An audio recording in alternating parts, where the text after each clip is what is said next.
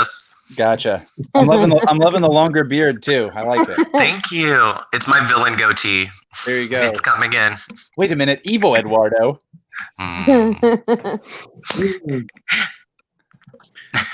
All right, we're live.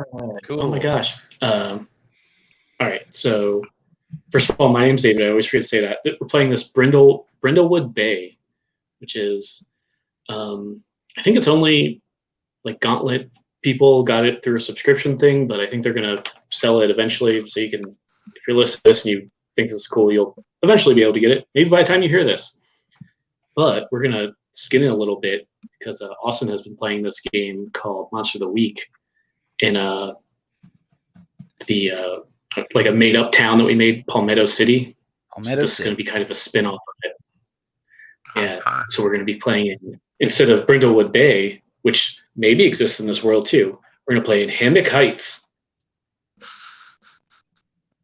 And Palmetto City was kind of the, I think we said the synthesis of Bradenton or Sarasota and Orlando. So I'm thinking that same thing, but what's the old people equivalent? What would be the old people town near Sarasota? Well, Bradenton. Yeah. Okay. Are you thinking more like the village about, like, kind of thing? Spring Hill or something? So a lot of old people live in Spring Hill. Oh, I don't know. Seeing like what Orlando no. Seminole County, Pine Hills. It's Pine Hills. That's where we want to take the people. Yeah, that would be a fun game too. So you're thinking it's specifically like a retirement, like a mostly retired folks or like a lot of older folks in this town?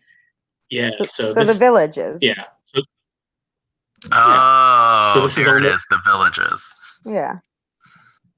Yeah, so if you're thinking of that, we don't know if it's on the Bay or the Atlantic. Doesn't really matter for our purposes, but definitely Florida. It's, I would say, overwhelmingly retirees. A lot of elderly people.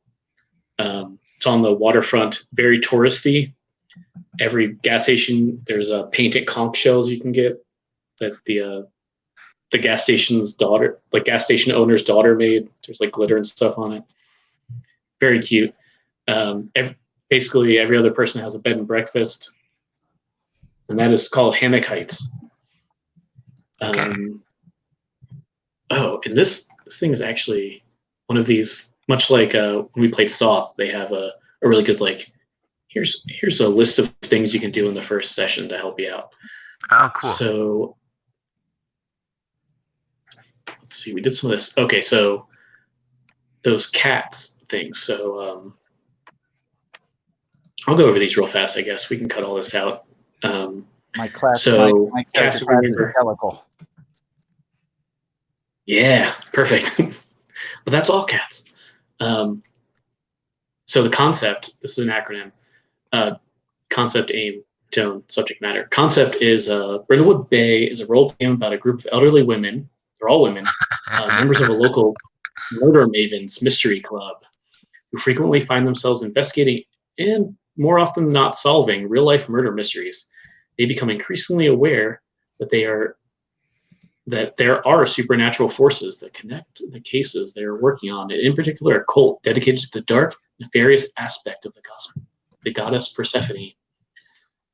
So we might not get to that so much this time, but keep that in the back of your mind. Things could get dark real fast.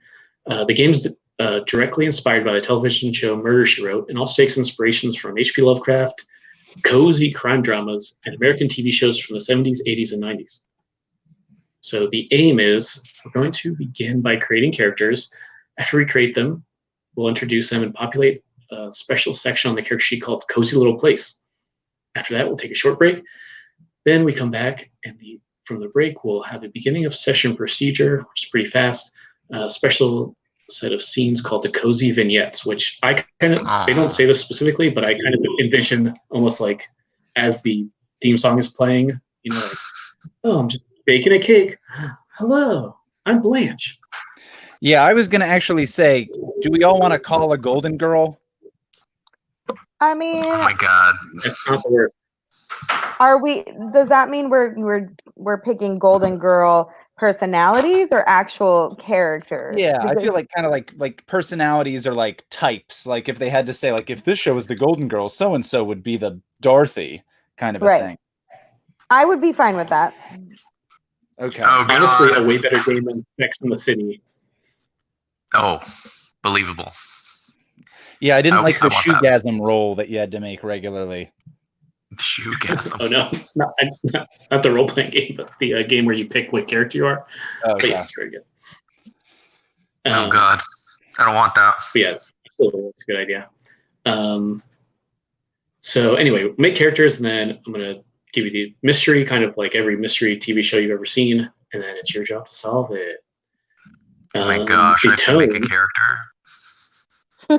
Yeah, it should be pretty easy. Okay. The tone of this is it bounces between cozy and the creepy. Most of the time, it will be fairly lighthearted, but occasionally it will get very dark and menacing very fast. Some kitschy, campy humor is permissible and encouraged, and very much in keeping with some of the game's inspirations. But above all, your characters should take everything they do very seriously, even if we're having fun and a bit of a laugh from it.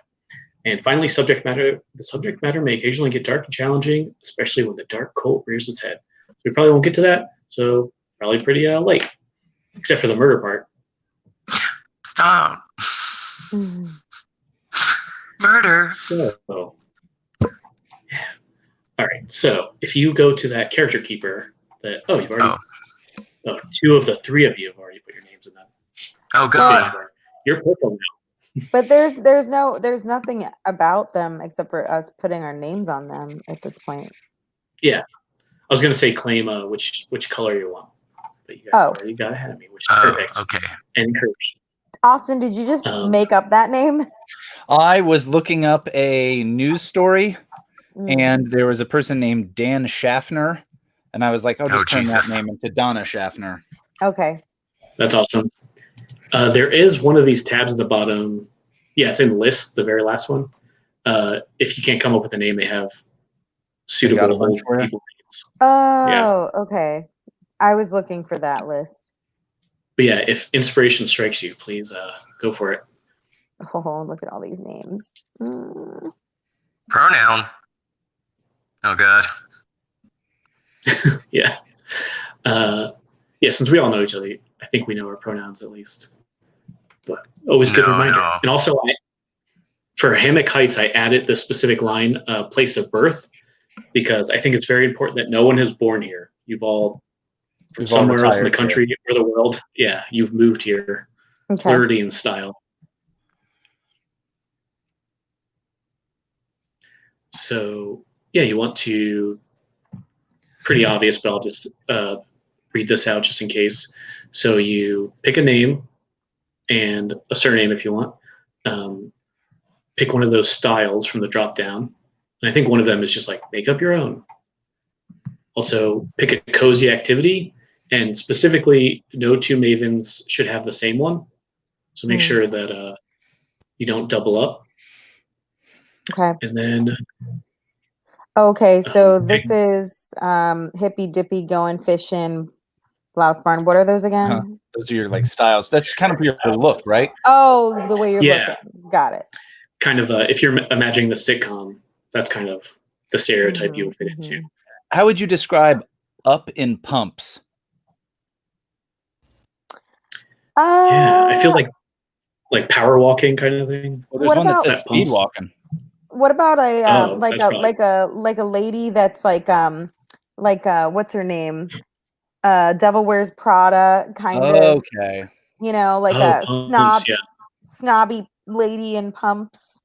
I don't know. That's just what I think. I could be wrong. All right.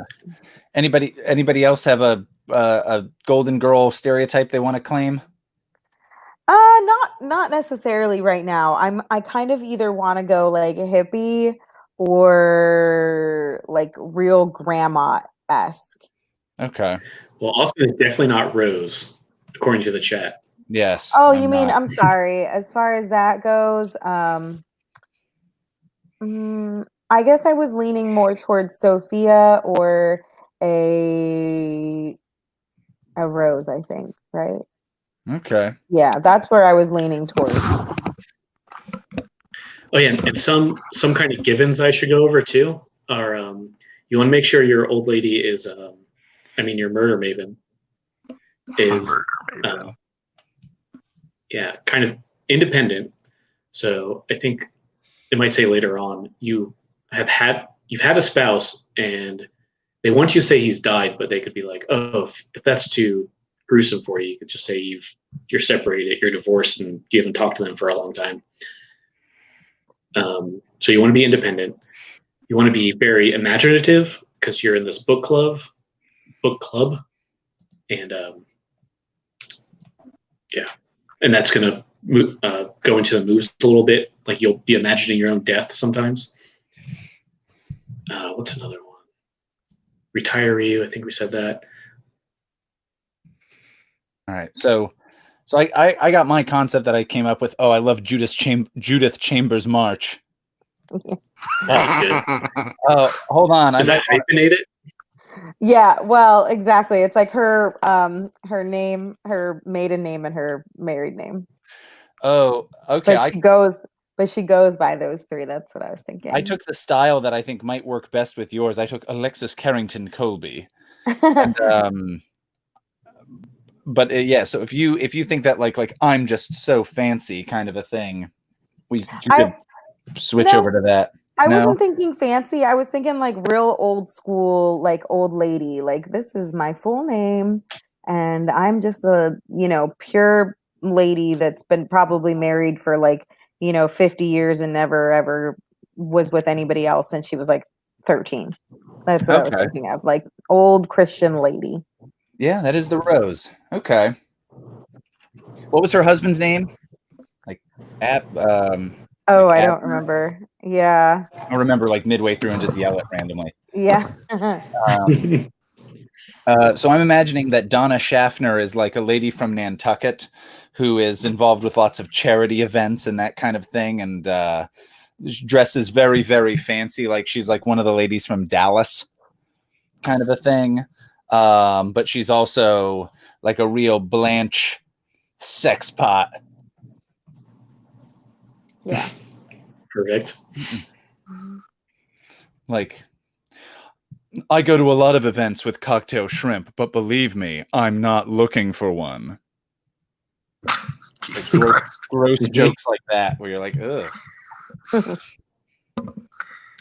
I'm having trouble typing anything.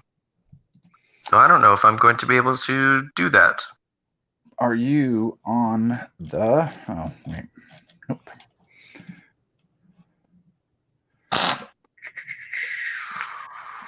Are you in the purple thing? I was trying to. Let me see if I can get it again. I just went to the email. I opened up in Sheets. And then I tried to type. And it won't let me. As you're saying there was a problem, the data you entered in D3 violates the data validation used in this cell. Maybe? I don't know. That's what I'm just trying to write my style in, and it's telling me that I'm violating something. Yeah, I think that's because they have a drop down. So you might not be able to write in your own. Oh, but, I see. Got it. I didn't even realize that. I think if you delete that cell, you can write your own. Mine says view only. So I don't know if I'm allowed to. Yep. I don't know if I have access. Yeah. Are you going on your phone? Or are you yeah, that's probably why. Mm-hmm. Let's see. I wonder how I can fix. I think if you. Okay, this might be 100 extra steps, but if you go into your Yahoo account for you, right?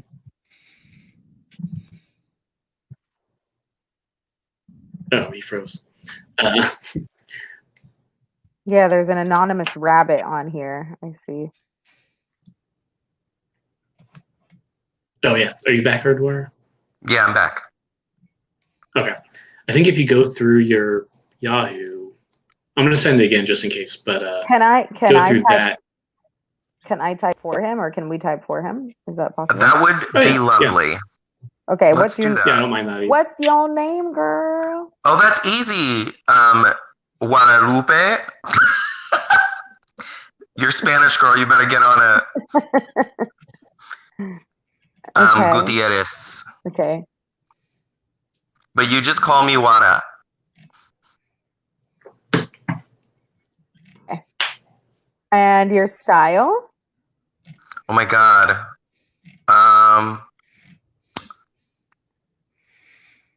Oh, that's a good question. Matron. Let's go with matron. What are the options? I guess matron. I got Martha's Vineyard, hippy dippy, going fishing, blouse barn, up in pumps, speed walking. Oh my god. Jackie O, all the cardigans, Dorothy, and office hour. And you said what did you want again? Let's go with office hour. Office hours. Okay.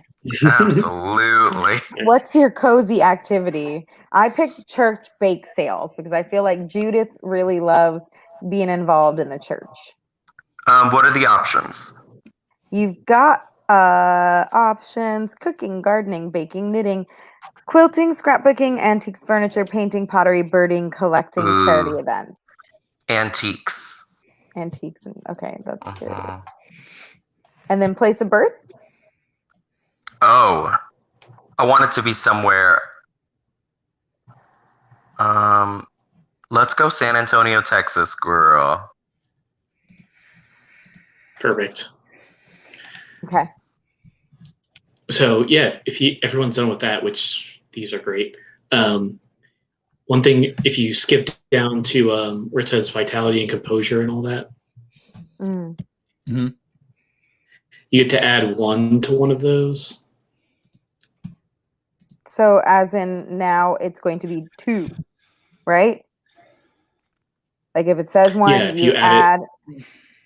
Okay, so I'm going to add 1 to Guadalupe's. Yes. And then if you want to know what those mean, on the tab, the reference sheet tab, they kind of go into what each of those mean, but I think they're pretty self-explanatory. Let's go with, for Guadalupe, composure. Okay. Composure. What am I doing with it? Just add 1, right? Yes, I added 1 already. Perfect. Thank you. Ooh, both of you are very composed. So we're both very composed. Okay, I get it. So we both are 2. Got it. Yeah. Wow. What's her name? And which one did you pick, Austin? Donna's not very. I was still looking at it. I think presence. Yeah, take your time. Probably. That sounds right. Yeah, that's a Blanche kind of thing. It's kind of like the charisma sort of thing. Next is so you want to choose a Maven move. So that's the thing right under where you are. So you only get 1 to start out with, and it's kind of almost like a TV trope that you can add, and they all kind of give a different thing. There's some, man, I couldn't figure out how to do it, but there's some that won't be very good for one-shots. And if you go to the tab for Maven moves, if it's easier to look at that, I added a strike through to the ones that probably won't be very good for one-shots, But if you want to look at those on the Maven moves tab, that might be easier. Okay. Maven moves. Just let me know which one you want, and I'll drop it down. Thank you.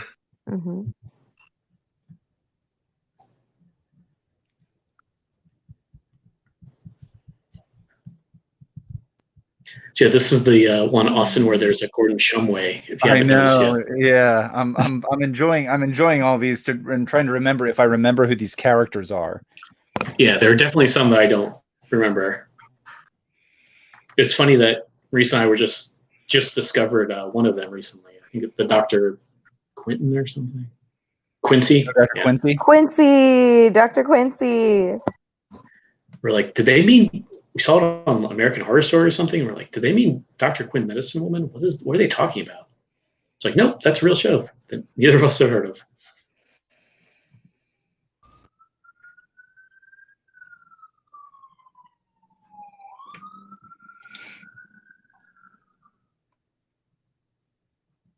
Okay, I think I have one. Go for it. I think I want to do Michael Knight. You have a trusty mode of transportation, an oversized sedan's motorbike or old truck that has gotten you out of more than one sticky situation. Give it a name and add it to your cozy little place. That's awesome. Michael Knight. So cozy little place is at the very bottom of the sheet. And I'll tell you what mechanically that does later, but you can just write it in and worry about that in a minute. Okay.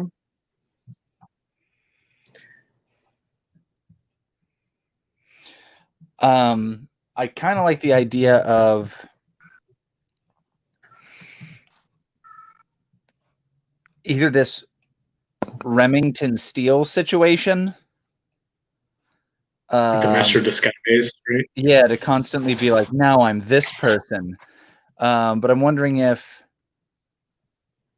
it would be better to just do Tom Hansen, where you can easily pass as someone much younger. So the idea of this like 60-something-year-old actress being like, I guess now I'll have to try out for the cheerleading squad at the local high school. Both those sound pretty hilarious. I definitely want that R. Quincy, the medical thing. Nice. Yeah. I think that one will be, at the minimum, helpful. I don't know how useful it will be, but it could be helpful. I gotcha. Thank you. Yeah, and whoever made this keeper is amazing because it just automatically populates the rules of the move in there. It's pretty cool. That's nice. Or would it help out the mystery to do the scarecrow thing at the beginning of a session? A stranger passes something into your hand or leaves something in a place where you find it. I thought that one looked pretty cool too. Yeah, either one could work. I will say that I'm making this mystery a little easier so that we're able to solve it within one thing. Mm-hmm. But that could be pretty interesting. So that also sounds cool. Okay. Like either one. Then I will go with my first initial choice, I think. Disguise. The Remington Steele, you got it. Oh, yeah. Pierce Brosnan, I think, was in Remington Steele.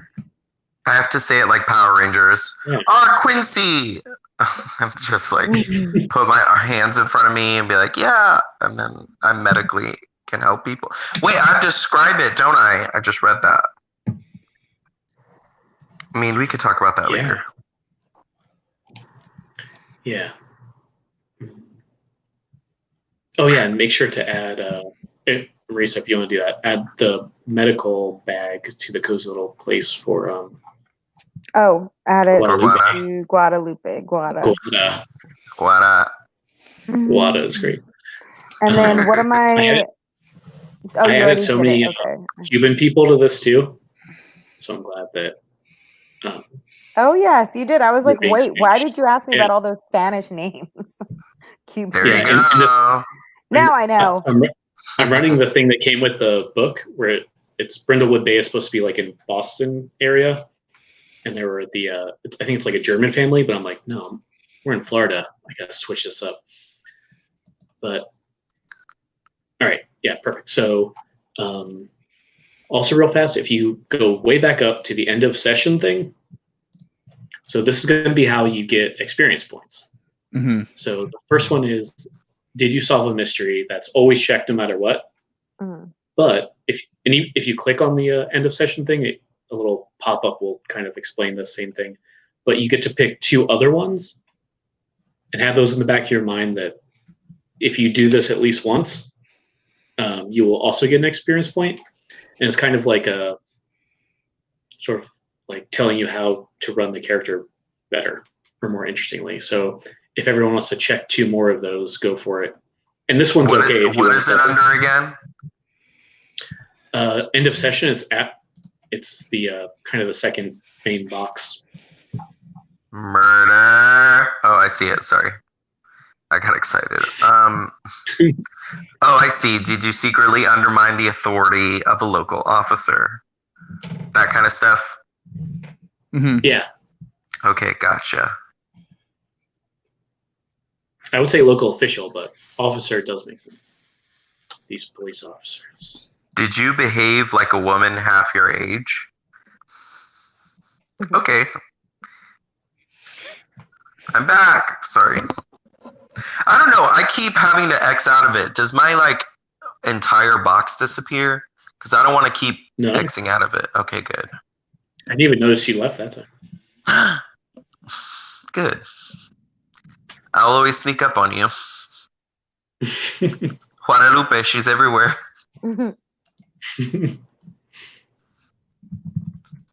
I found a picture of Blouse Barn, but I can't send it.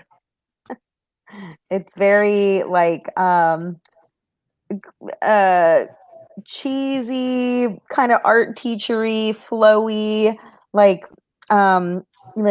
flowy, shapeless tank tops with a flowy, shapeless, long, kind of long sleeved jacket with a bunch of necklaces and clunky jewelry. I love it.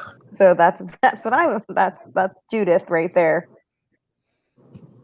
Oh man, fun. Oh, maybe when we take the break in a minute, I'll try to add a section so you can add the picture to it. That'd be pretty good.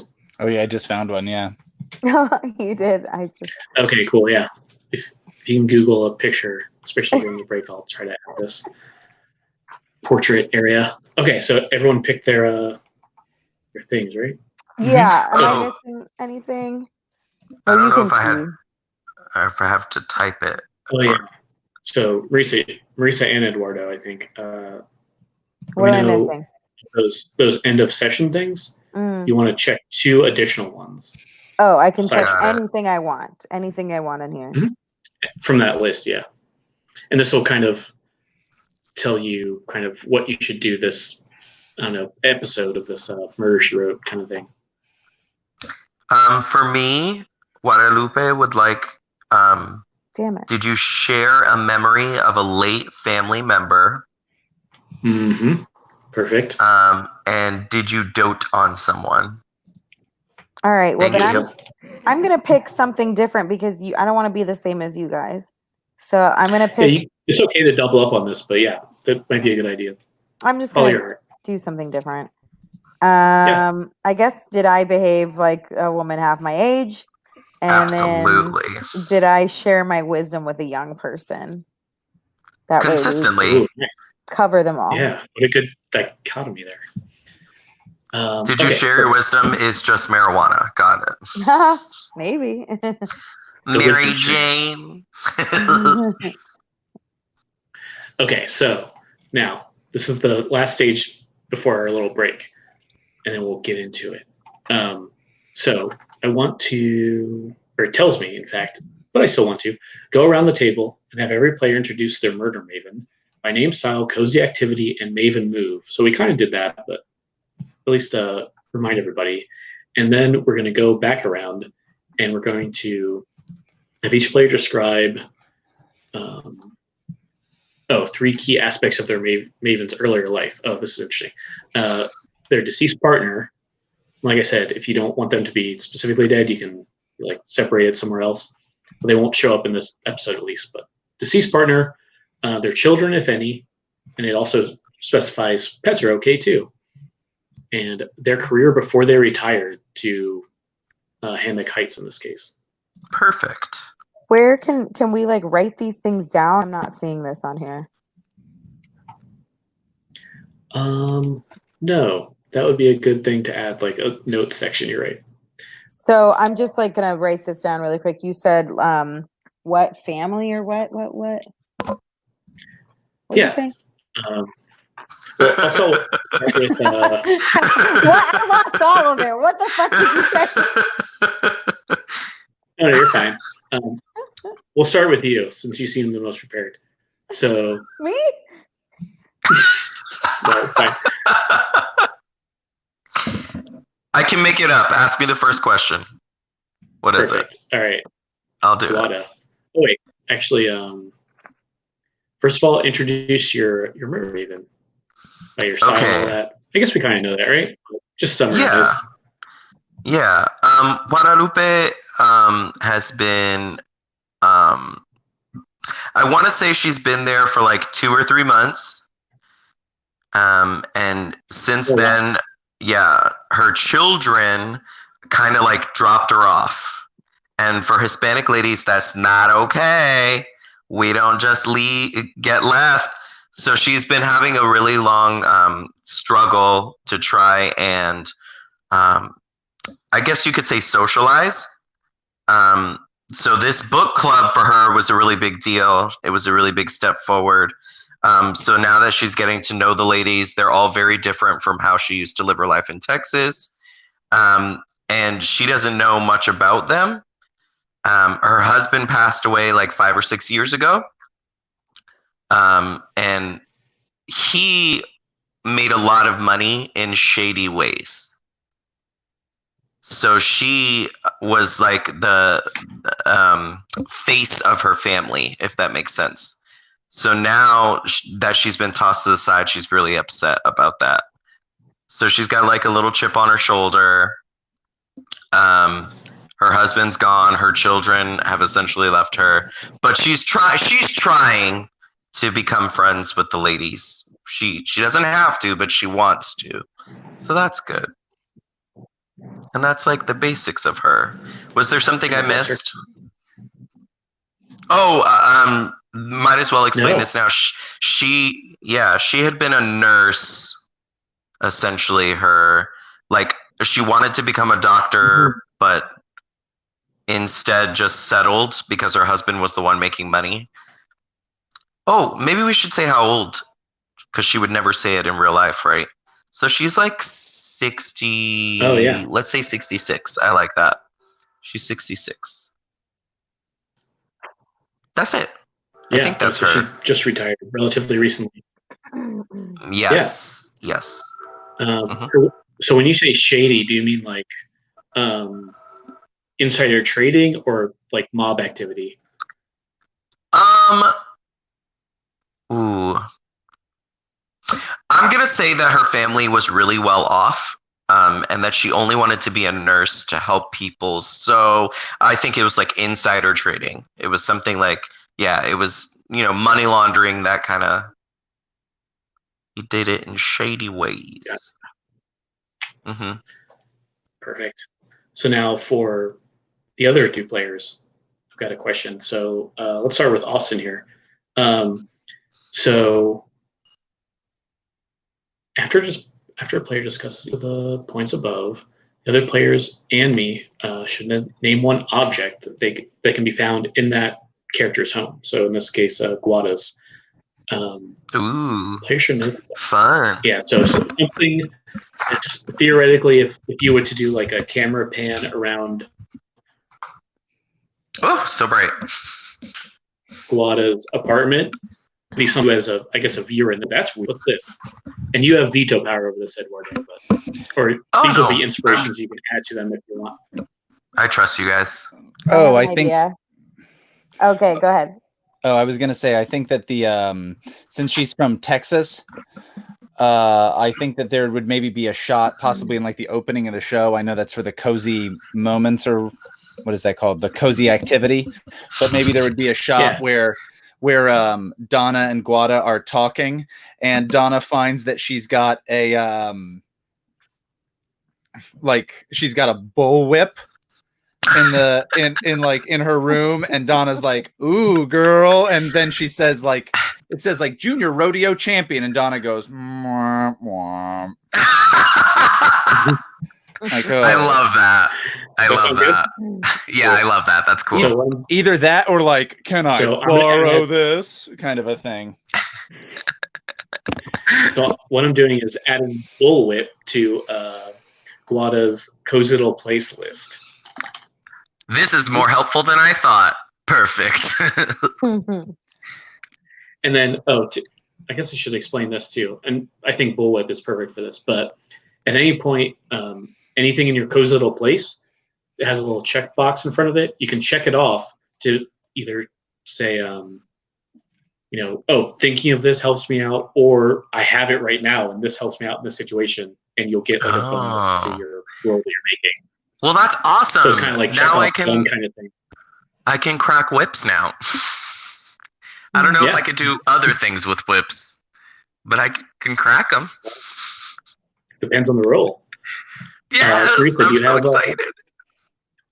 Something that we also see during this pan?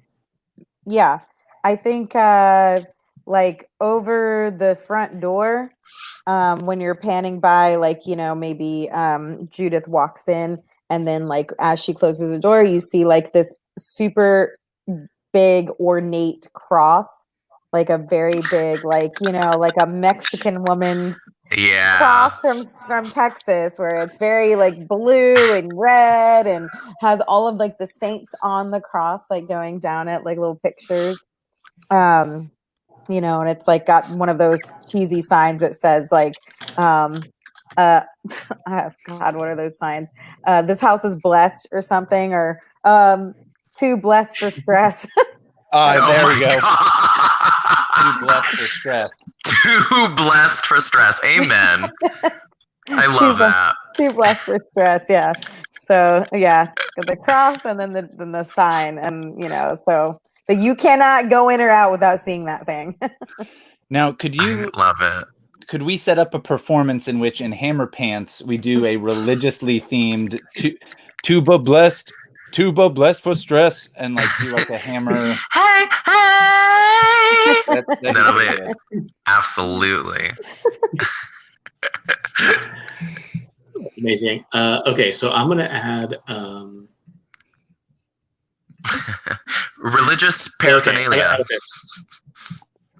No, I'm gonna lean hard on this Texas thing. I think you have like a six, like your husband's 6-shooter. It's unloaded. You have no idea even how you would load it, but you've had it just for protection in case anyone comes. It's like rusty. It's probably 100. It's big and barreled. His father's. Yeah. It's for fear. And it's basically an antique. Like this is you can pass this off. Oh, this is decorative. Mm-hmm. Good idea. How fun. All right, awesome. So now, and with your medical bag, that means you have 4 of these little items. Okay, and that's all on the thing. Like if I could, let me get on there real quick. I can look at it anytime, and I would have those objects. Yeah. Awesome. And you can use. I see it. Any one of those, let us know. So going over to Austin. Yes. So if you could do that same thing, kind of introduce yourself a little, introduce your Maven a little bit, then do the, make sure to include your deceased partner, any children that you have, and the career that they had before they retired here. Sure. I think Donna Shaffner is from Nantucket, Massachusetts, and she was part of a wealthy family. The Shaffners are a family that goes back for years and years. And I think she was like a debutante kind of character who was always she was always having trouble because both her father and later on her husband wanted her to be kind of the like a kept society woman. I don't know if I'm using that term 100%, but like a proper society woman. A trophy wife? Kind of? Like a trophy wife who's like very involved in charity events and doing this stuff, and like she doesn't get up to much. And so her life in some ways has the only thing that's really changed substantially is the things that she's doing. She's getting used to doing out in the open instead of behind her husband's back. I love that. So the career she had, she never officially had one. She was on like the board of all these different charity groups and that kind of thing. And she was involved in all these different fundraising societies, and she would always be at all these society balls and events and that kind of thing. But now she's trying to find herself in a world where she used to have to be in the background, and now she can sparkle like the star that she is. Oh my God, I love her. I love her. That's awesome. And I think she would be played by one of the actresses from the old Dallas. Oh, okay. From like the 78 whatever or 80s Dallas.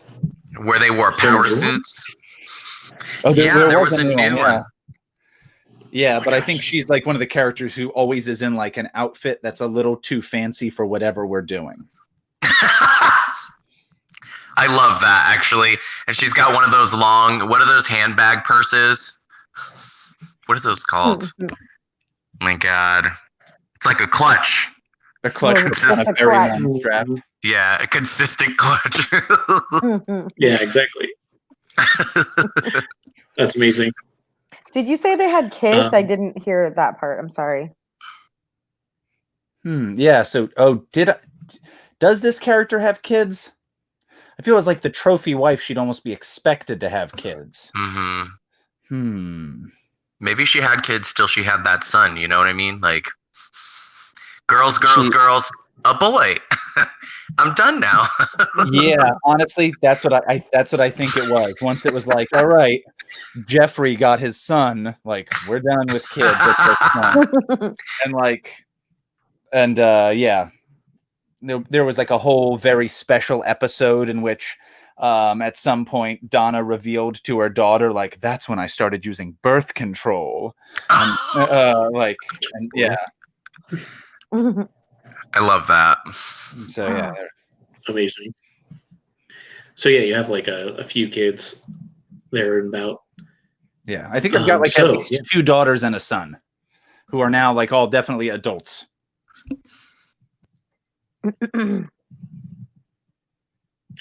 So Marisa, do you have an idea for something? We go over the apartment. Yes, I do. I had one almost immediately. I think that there's a scene where I'm not sure if it would be in her. No, you know what? I feel like it would be in her living room. And like when you walk in, there's like a hallway, you know, and like at the centerpiece of this hallway is just like this almost like kind of sexy, like portrait of what's your name again? Donna. Like a portrait of Donna, but like in her heyday, so like the height of the 80s or whatever, where she's like super sexy and pretty, but like in a blazer and looking very powerful. And maybe it's like literally just a picture of just her, like not her kids, not her husband, like it's just her. You know, or like not even like a painting, but you know how they used to take like portraits and make them look like paintings almost, you know, like that. Like it's just like there she is, you know. Is it full bodied, like it's full size, or is it like it would be like, yeah, like waist up, you know? Okay. Like, I was gonna say, I was like, oh God, this full size painting in her home. What if it's one of those weird photos that's like waist up and it's pretty big, but then like off in the side it's also like a close-up of her face. Like weird picture in picture things. Yes. Yeah, she has one of that when it was like her 30th birthday present or something. Right. Yeah, it's her 30th birthday and it's just her. I love that background. Very like jewels all over her, you know, like fancy jewels. I think it would be though, based on some of this, cool. Like from when she was. Yeah, you're good. Never mind. Okay. I love it. Yeah, perfect. So go ahead and add that to your cozy little place, Austin. And Eduardo, do you have an idea? Glamour shot. Yeah, like I want it to be a glamour shot, but almost more fancy than a glamour shot. But yeah, a glamour shot. She would never be caught in a Walmart, but that's what it looks like. Mm-hmm. Got it. Yes, I do have something. So I feel like it's in her bedroom, and you know she's got the walk-in closet, and she's got all those things. But what she actually holds dear, she actually has a bookshelf, and it's all like murder mystery novels, and she's just reading them for years and years. You know, it was the only time she could be by herself was when she was reading them. And I feel like she has like this little notebook tucked away where she always like figures out or guesses the clues. And in that notebook throughout the years, she's gotten better at it. Ooh. So she, you know, the first page is like, oh, I don't know, maybe the butler did it. And then like the last most recent page, she's like, it was the son, blah, blah, blah. He did this because of that. And she was right. So she like has all these novels and books that she's read. And throughout the years in this notebook, it's like she's gotten better at it. All right. So yeah, so like a this is my own dissection of all these different murder mystery stories. Like, oh, I would say that the butler did it if it wasn't you, Rodolfo. Yes. Okay. Mm-hmm. So she's not writing her own book, but she's definitely dissecting. I like that word. She's been like dissecting the novels throughout the decades. Oh, how old is she? You know, because we're never going to say our real age later. Oh, I lost you. Are you there? No. Oh, did you? You started to say something and then you kind of went. Burp, burp, burp, burp. Yeah, don't disappear. You're in charge. I think I charge. just stopped because I heard something. I was just like, yeah, good idea. To the age thing. Yeah, then Donna is also in her 60s. I feel like maybe probably early to mid 60s as well. I can feel that. I was gonna go 70s, and I was like, I don't want her to be like frail. I want her to be able to like jump out windows and stuff. I think we have some pebbles. Yeah, I think maybe she's supposed to be older. So yeah, let's say maybe she's supposed to be in her late 60s or early 70s even, but the actress they got to play her is playing older than she's supposed to be. Like a real Sophia situation. Yeah, so it's a woman in her late 50s being like, "Oh, I'm 69 years old. Wink for the third time," kind of a deal. I love that. All right, I'm gonna add another thing to your cozy place. I think. Let's see. Oh, maybe this is kind of doubling up on this glamour shot, which I love. But maybe this was like a really. Oh, okay. Actually, it's a compact. It's a really expensive, like opulent, like ostentatious. Like it might be like it has like diamonds or something, like jewels on it that your husband got you. It's like, oh, but almost as a passive aggressive gift. It's like, well, you spend so much time looking at yourself. At least they'll know that you can afford something like this. Jesus Christ! Sorry, guys. Mortal Kombat. Yes, I'm sorry. He's rude. Sorry. Yeah, does that sound good, Austin? That works. How big is it? It's a compact's like a hand thing, right? Okay, yeah. Got it. I feel like a little like that to powder my nose. Is that always in your clutch? Like yes, absolutely. Yeah. Got it. Awesome. Love it. Fun. All right. So let's move on to Judith then. Okay. Tell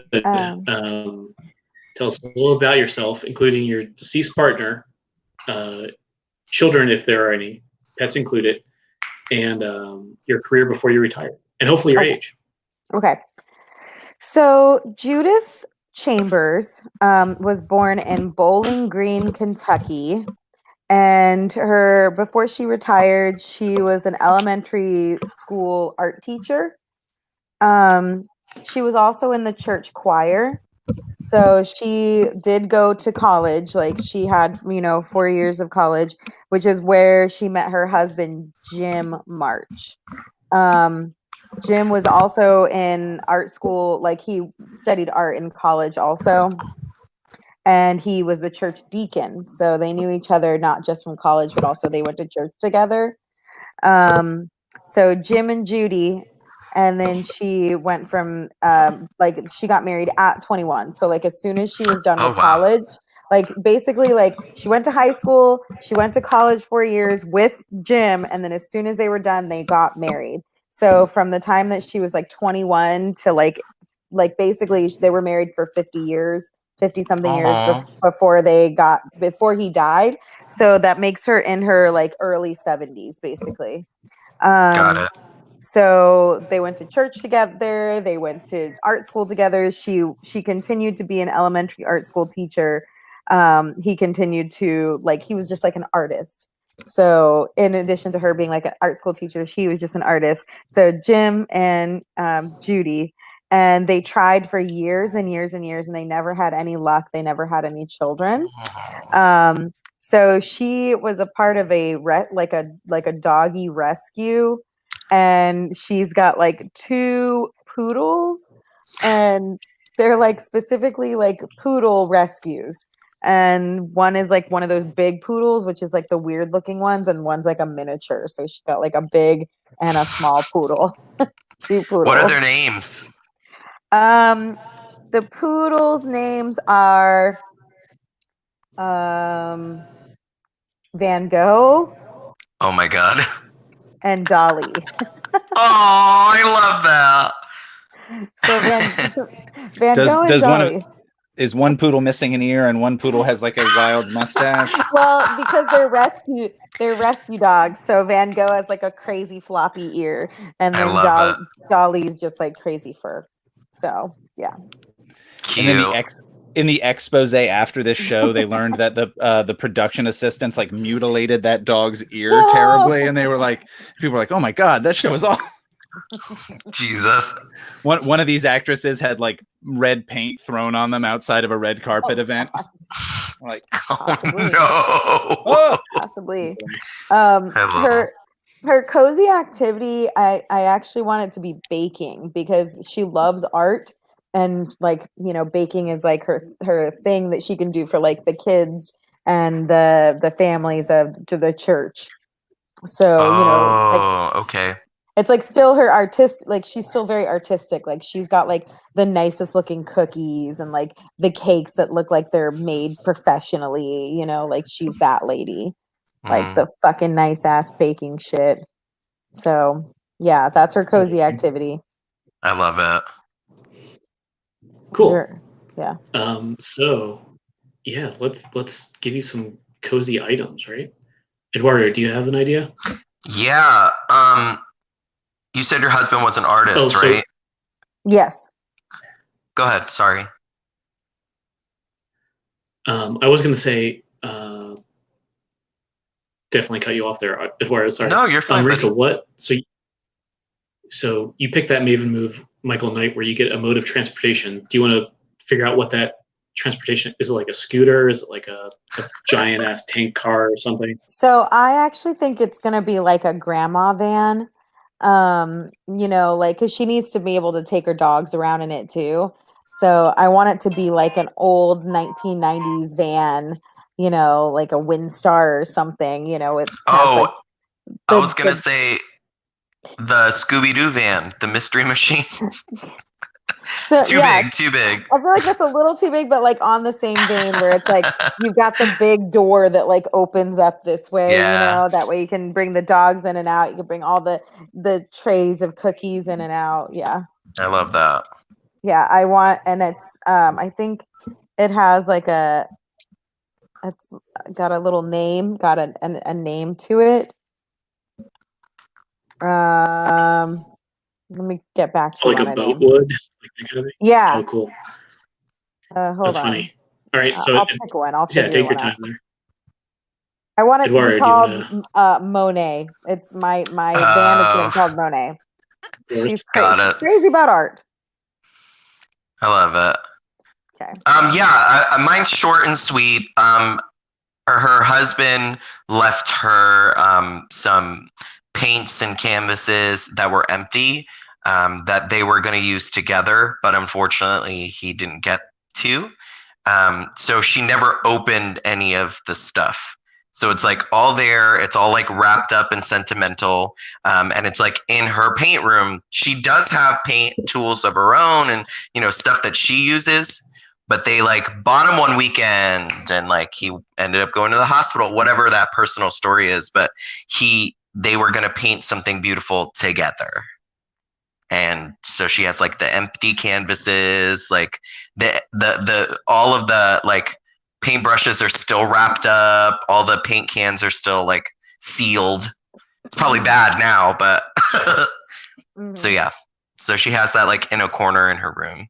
It's not a shrine, but it's definitely like there. Every time I walk by, I'm like, she never uses these. She's never told me why, but that's can you pick like a color that was like special between you guys that he picked? I feel like a sky blue would be like their color. Yeah. You know? So there's like 2 cans of that. Yeah. Like 2 specific. Yeah. You never know, right? Yeah. Maybe sky blue. Yeah, I love that. They like to paint landscapes together. They just Bob Rossed everything they did and just talked to each other.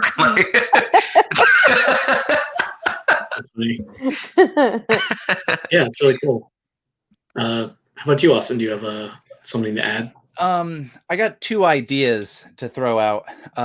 One is since you had been an art teacher, you've gotten like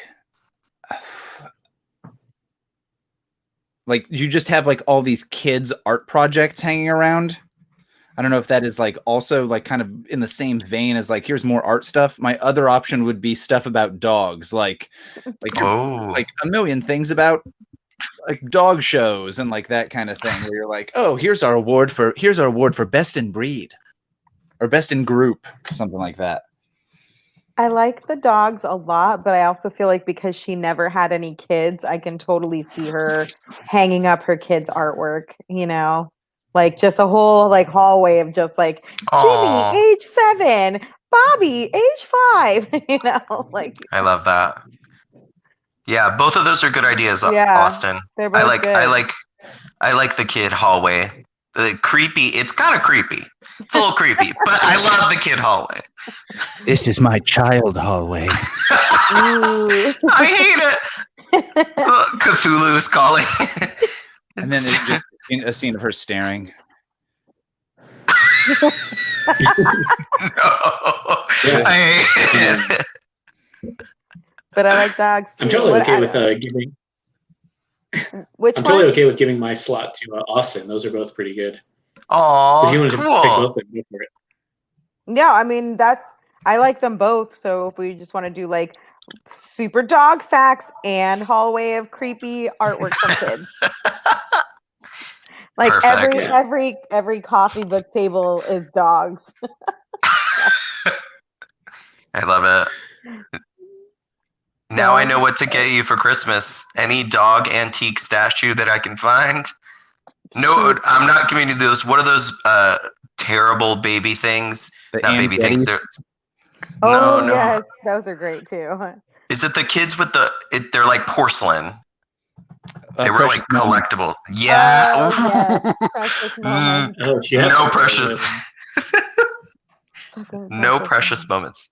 I would look, guys. Sidestep. I'm sorry. There was this lady in our church, and we would do youth group meetings with her. And one day she was like, "Yeah, come into the basement." And her basement was like full.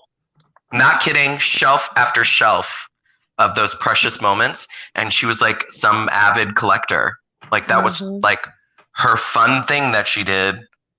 I'm just going to collect all these. And it had, they have all the little sayings underneath. And like some of them had Bible verses. Crazy. This one's angel. Scarred for life. Anyway, sorry. I've known people like that. That's anything. And I hate and both love that at the same time. But yeah, so that's the whole character creation thing. So let's take a break real fast. I'm going to say, it says 5, but I'm going to give you 10 because if you have time to refill your drink, get rid of your other drink by peeing it out, which I'm going to do. If you have time to come back and skim over at least like the other tab, the reference sheet, kind of tells you the move. There's only a few moves that you really have to worry about. But if you could take a minute, you can totally ignore the Charon's coins way and the occult move because we probably won't get to that in this one shot. But the other 5, if you could read those over, if you get a second. If not, that's totally fine. Okay. So let's meet back up in about 10 minutes. Okay. Thank you, 10. 10.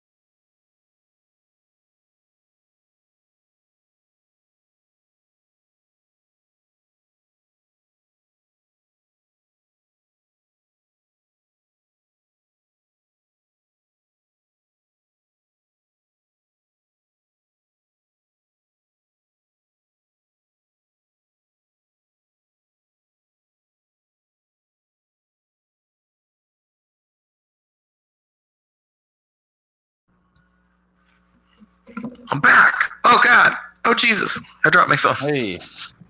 Hello. How you Everything doing? fell. I'm okay. How are you? Oh, where did I? My boyfriend got me snacks, but I don't know where I put them. Oh, here. I got.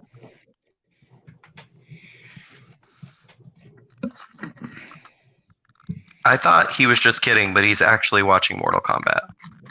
I was wondering what was going on. I like it. I know he had the game, but no, he's watching the movie. Is it Which the first one? That was exactly what I was just going to ask. I'm pretty sure it's the first one. Because we've been watching Apocalypse movies, so we might have watched the second one, now that I think about it. The second one is in the Bad Movie Bible, and so I got to at some point watch it. You've never seen it? Definitely seen both of them. I just seen watched them as a teenager. I Rex. remember loving both. It's bad. I mean, it's bad, but it's so good because it's bad. It's bad. Yeah. It's so good, it's it. bad. And I loved it too. Yeah. I'm looking at pictures of it right now. I mean, they changed the actors. I mean, I think they had like one that stayed from the. It's bad. Do you remember what's the blonde girl's name again? Sonya Blade. Sonya Blade, yeah. And then was she in the first and the second one? No, that actress was different, right? I know she's not in the second video game. She's in the first video game, but not in the second video game. So weird. I just remember her face the entire time with her ponytail, and she was like, Yeah. That stupid hat on. Hey, Linda Hamilton pulled it off really well. Yeah. Was that her name? Oh no, Linda Hamilton was in Terminator 2. Oh, I feel like they had kind of the same look going on. Bridget Wilson, that was her name. Her real name is Bridget Wilson, that played Sonya. And I was like, what the hell was that girl's name? Because she was like hot for like a minute, Bridget. and then she just disappeared. Oh, Bridget. Oh, Miss Wilson, if you're nasty. Right. And to give you guys a heads up, the answer is yes. I did write a theme song for this show that we're working on. Fuck. Oh, well, good. So I'll record this later and try to send it out to everybody. And, Thank you. People who actually know how to sing can maybe do a better job, and we can put some music to it. I thought you were going to say to that X-Files thing. I thought you were going to say for like what we're playing now. Oh no, I'm sorry, for Mortal Kombat. You were like, to answer your question, and I was like, you wrote a Mortal Kombat theme song? Yeah. Oh jeez. They wouldn't put it on the soundtrack, which was the first album I ever purchased, was the Mortal Kombat tape. Oh god. Nice. Living the dream. He said, I'm cool, I'm Austin, and I'm 12. Yeah. I was like, I want this soundtrack. This is pretty good. I'm gonna need this soundtrack. Oh. It's just that Mortal Kombat scream on loop. Mortal Kombat. Just Oh, that's a terrible link. I just sent a link for the Mortal Kombat movie coming out in 2021, but nice. That's not it's so large. Yeah, that's not a good one. I don't know what happened. What have you done? Sorry, guys. Just don't even click on it. Anyway. Sorry, everybody. I was going to show you who Sonya Blade is in this new movie. Sonya. Oh, by the way, you like Robert Bowl and I's long conversation about nipples? Yes. Oh my god. I mean, did I like it? No. Did I listen? Did I read it? Yes.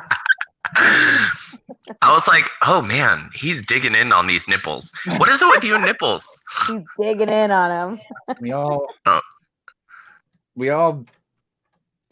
I don't know what to say. You got me. Gravity. Finally, I got him. Yes. 5 points, Eduardo. You got me. Fuck. That's why I can't take you to a con. You're just going to start talking about fucking nipples and shit, and then everyone... Oh! I thought they canceled NippleCon. God damn it. You're right. They probably did. They canceled everything. Look, they canceled church, but people are still going to church, so... Nothing's canceled. It's a lie. I'll see you guys in 10 minutes at your house. Yeah, exactly. See you soon, guys. Change our minds. Nothing's canceled. We're already here. You guys can just come here. You right. Majority rules. There it is. The proper length. But anyways, back to being an old lady. Oh, yeah. Sorry, I keep forgetting I have to be old lady now.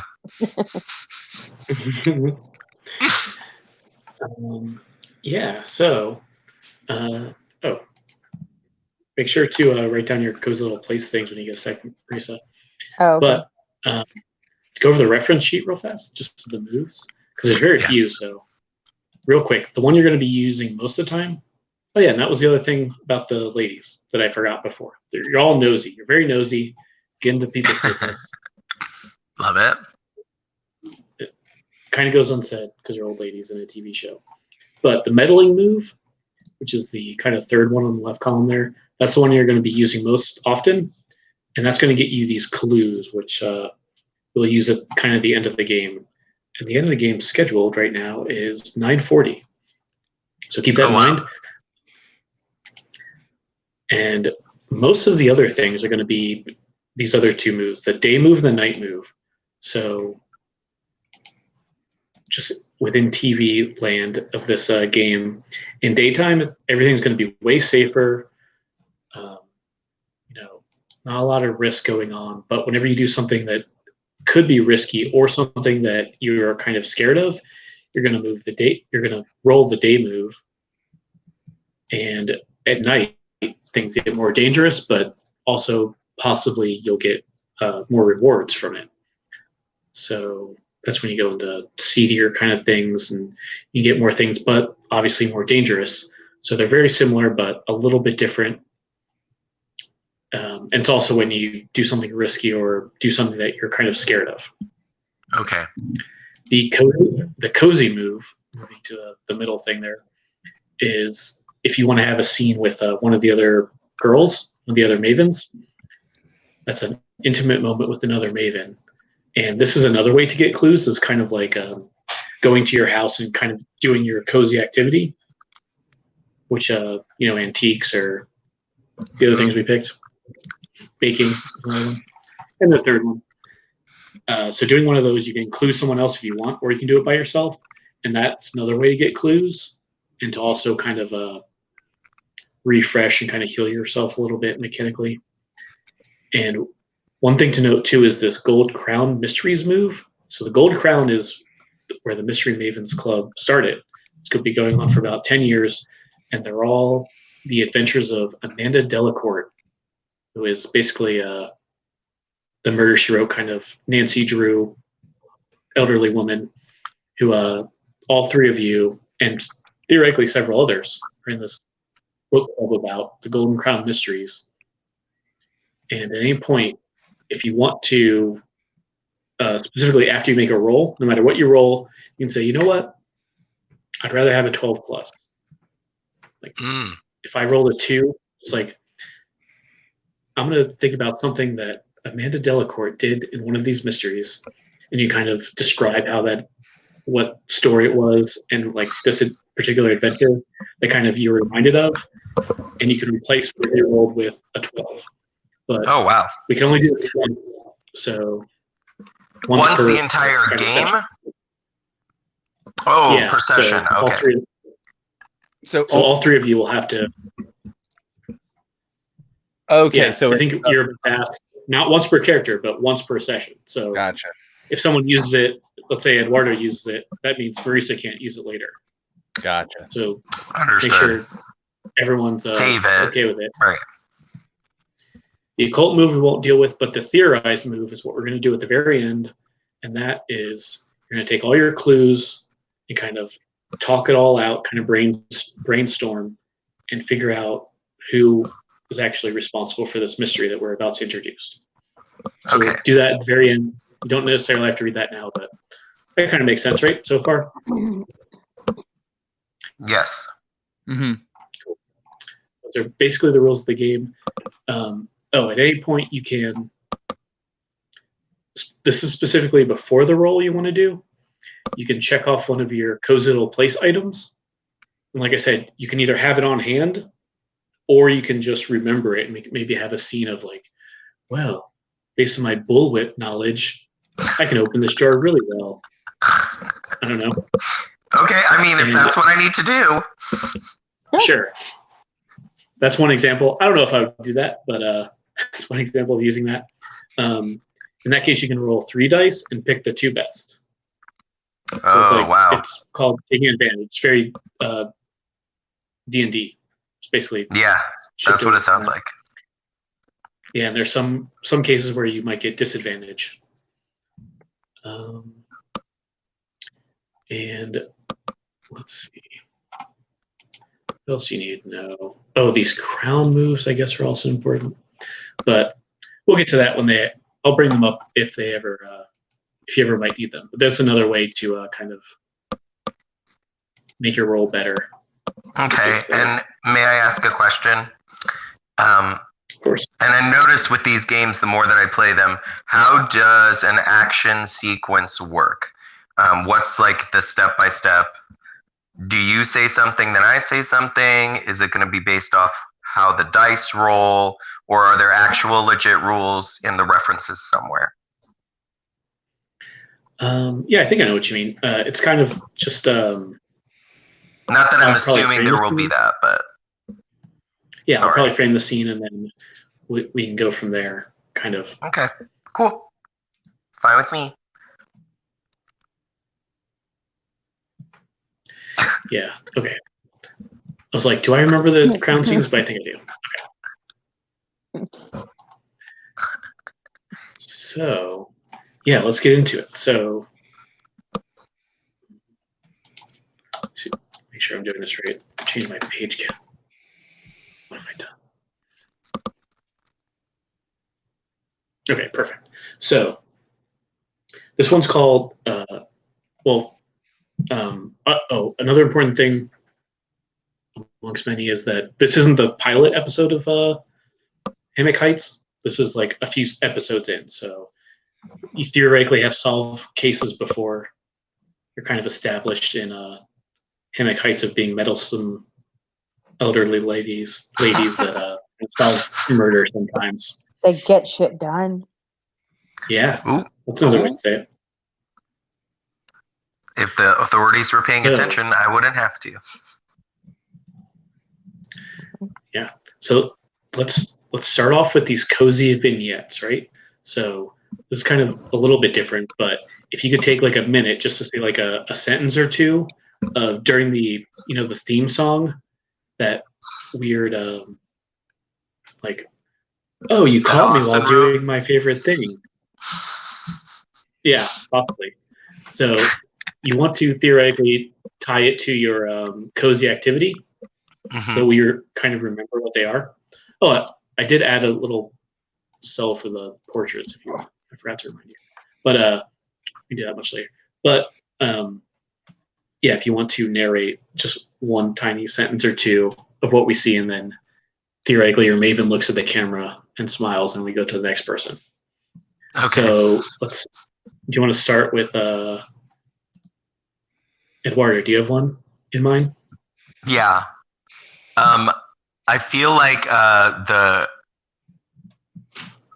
two ladies are entering my home, and they walk by the giant like cross, and I like put my hand up and I go, you got to pray to Guadalupe. I could do one of the like, say something in Spanish, and like I don't force them to do it, but she says like sassy, she's like, "Don't worry, God, I'll do the forgiveness part for you today." It's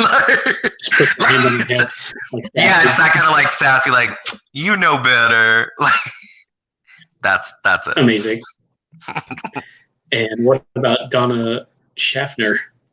I think during the theme song, there's a scene of her like coming down a staircase dramatically, and it says like Donna Shaffner, played by Emeralda St. Jane, and then so we see a scene of her doing that. We see a scene of her like talking to Guada and Judith, and then the crazy scene that we see that like tells us like who she is she's at like a big charity auction, and they're like who's won this lovely lady for an auction date, and there's like a Danny DeVito's guest star, and he's and she's like, oh boyo.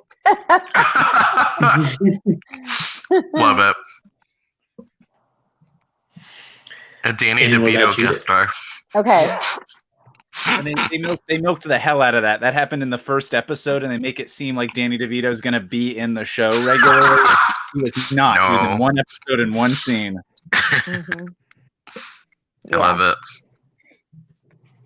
I think that Judith would like kind of burst into Guada's. This is happening in Guada's house, right? This opening scene. It's just the theme song, so yeah, it could be anywhere. It's the theme song. Got it. Okay. So maybe so theme song. So Judith, it looks like she like her back's to the audience. She's painting something and she gets like surprised and she turns around and she's got like this big like splosh of like, blue paint on her cheek, and she's holding the dog and she's like, oh, and then they like zoom in on the dog and the dog has like blue paint on its like fur. Aww. And it's just like, ooh, cute moment. I love that. Mm-hmm. Like, so surprised you caught me painting. This is the only thing you do. Don't lie to me. Just fucking paint you only dogs. Paint and holding dogs. That's all you've done since I met you. True. Right on it. Great. So yeah, and I think maybe as the music fades, I think I want to start in the. So it's the top floor of the Silver Sands bookstore. Silver Sands booksellers, I guess. So it's maybe a 3-story building. It's like way too old. No one knows why they still have books. Amazon exists at this point. Yeah. But this is the very end of the Murder Mavens club kind of club meeting where you're going over the kind of the newest Amanda Delacourt novel. So real quick, as the camera pans around this, and it's kind of like in a loft, like they've kind of, you're obviously friends with the owners and everything. I want to ask everybody, what do we see that shows that you have personalized this like loft for yourself? Like kind of as the Murder Mavens or just as you individually? I might go snake around and start with Judith. Okay. So this is in the bookstore? Yeah, this is kind of like the loft, like kind of the club meeting area that they've kind of set aside for the Murder Mavens. Maybe. There might be like 3 or 4 others, maybe more other people, but they're not important right now. Does everybody know that we're called the Murder Mavens that does this little book club, or is that just like just for us? Yeah, I think that's like the name of the club. The club. Okay, so maybe there's a hand painted like logo that's like hanging above like one of the bookshelves or something, and then it says like Murder Mavens, and it's got like all these old ladies' hands on it or something. Aww, like it's like Murder Mavens in this like really pretty script and like painting, but then like all of the original Murder Mavens like hands prints on it or something. No, this is perfect. And there's like more of them. Yeah. Austin, do you have one? I think that Donna has the chair that she's sitting in is one of those high-backed wicker chairs that's white, and I think she has her like legs over one of the arms and her like legs crossed, and she's reading the book. And the last scene in the book was particularly steamy, so she's fanning herself. So steamy. Yeah, I know. When I read steamy books, I fan myself. Oh, yes. I love it. What about Guada? So I just said I kind of love it. Marisa, you gave me an idea. So I feel like I've been officially there for 2 months. This is like my 3rd or 4th meeting.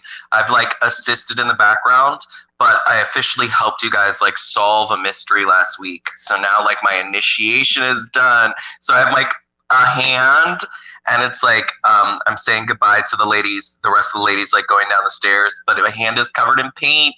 I officially just added my hand to the wall. Yeah. So that's like my contribution for today. It's like I just and I like, you know, I turn over to Judith and I'm like, we talked about the paint, but how do I wash my hands now? Like, so now I'm like looking for napkins or tissues or whatever. Mm-hmm. That's cute. Oh yeah, and maybe the 3 of you kind of are like wet napping this paint off. When you just hear like a like someone clearing their throat behind you, and when you turn around, yeah, it's the sheriff, the local sheriff. My, a man in uniform. Yeah, and there is a picture of him. If you look on the Dad Overboard tab, it's Sheriff Wyman Wimple. He's a number 12. But yeah, he's kind of a solid man for sure. He's in full uniform here. So many Latinos. Hi, ladies. Except for Sheriff Wyman Wimple. Well, hello, Sheriff. I wish you would have called before you came up. I could have made myself more appropriate for a man of your station. And she kind of preens herself a little bit. Well, I will say not a lot of things that you ladies have done here has been appropriate. All these putting your fingers where they shouldn't belong in these different cases and things, but then he looks around and sees that everyone's pretty much gone. It's like, but unfortunately, that's what I'm here to talk about. Well, Sheriff, can I get you a cookie or possibly a cup of coffee? And I'm just going to go ahead and get him coffee and a cookie anyway. And and he definitely like holds his stomach and just like, oh no, I couldn't. But you can tell just in his face, like, oh, he wants those cookies. I think we can. I know it's hard to resist a sweet treat. Well, just come right over here. Let's go ahead and close the door behind us and tell us what the problem is. You know, we're always here to help, Mr. Sheriff Wimple. I had to go back and look. Mr. Sheriff Wimple. Mr. Sheriff Wimple. And he might say like, oh, you know, of course not. But then, like, of course, take this cookie, and then maybe he takes like a couple more from the table, and he's eating these cookies during this time. And he's like, well, we've had kind of a problem down here at the I don't know, the bay, I guess, the waterfront.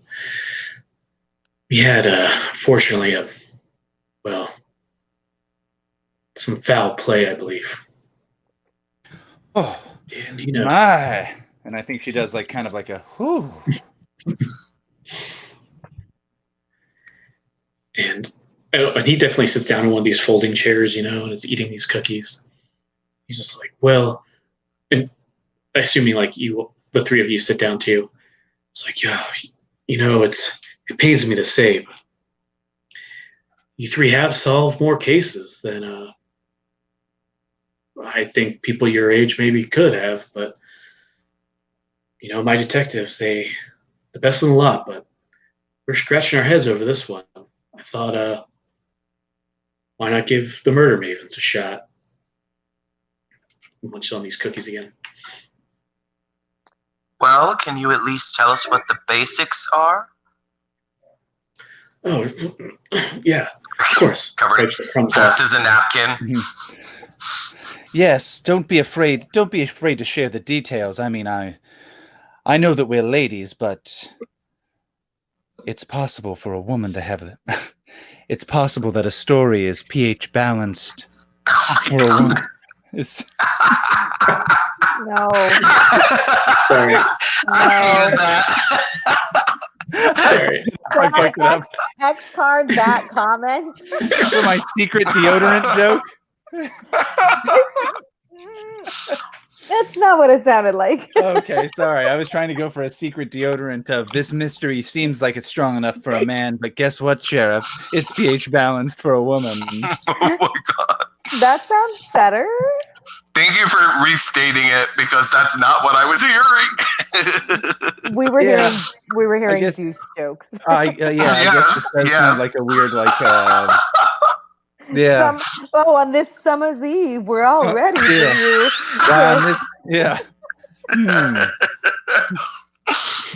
No, but yes, okay, that's fine. I feel like some version of that joke did come out, but we were like trying to hold our laughs because he wasn't getting it. The sheriff was not getting the summer's eve joke. There you go. Yeah. Okay. Yeah, we're all just fucking with the sheriff now. Or maybe he does get it and he goes like, so yeah, I mean, cookies everywhere. Yeah, he spits his coffee. Yeah. He's like, oh, okay. Well, anyway, yeah, of course. You know, these, one of these, what do they call that when it's, one of these snowbirds, you know? Oh. Yeah, this place here, the Cruises, have you heard of them?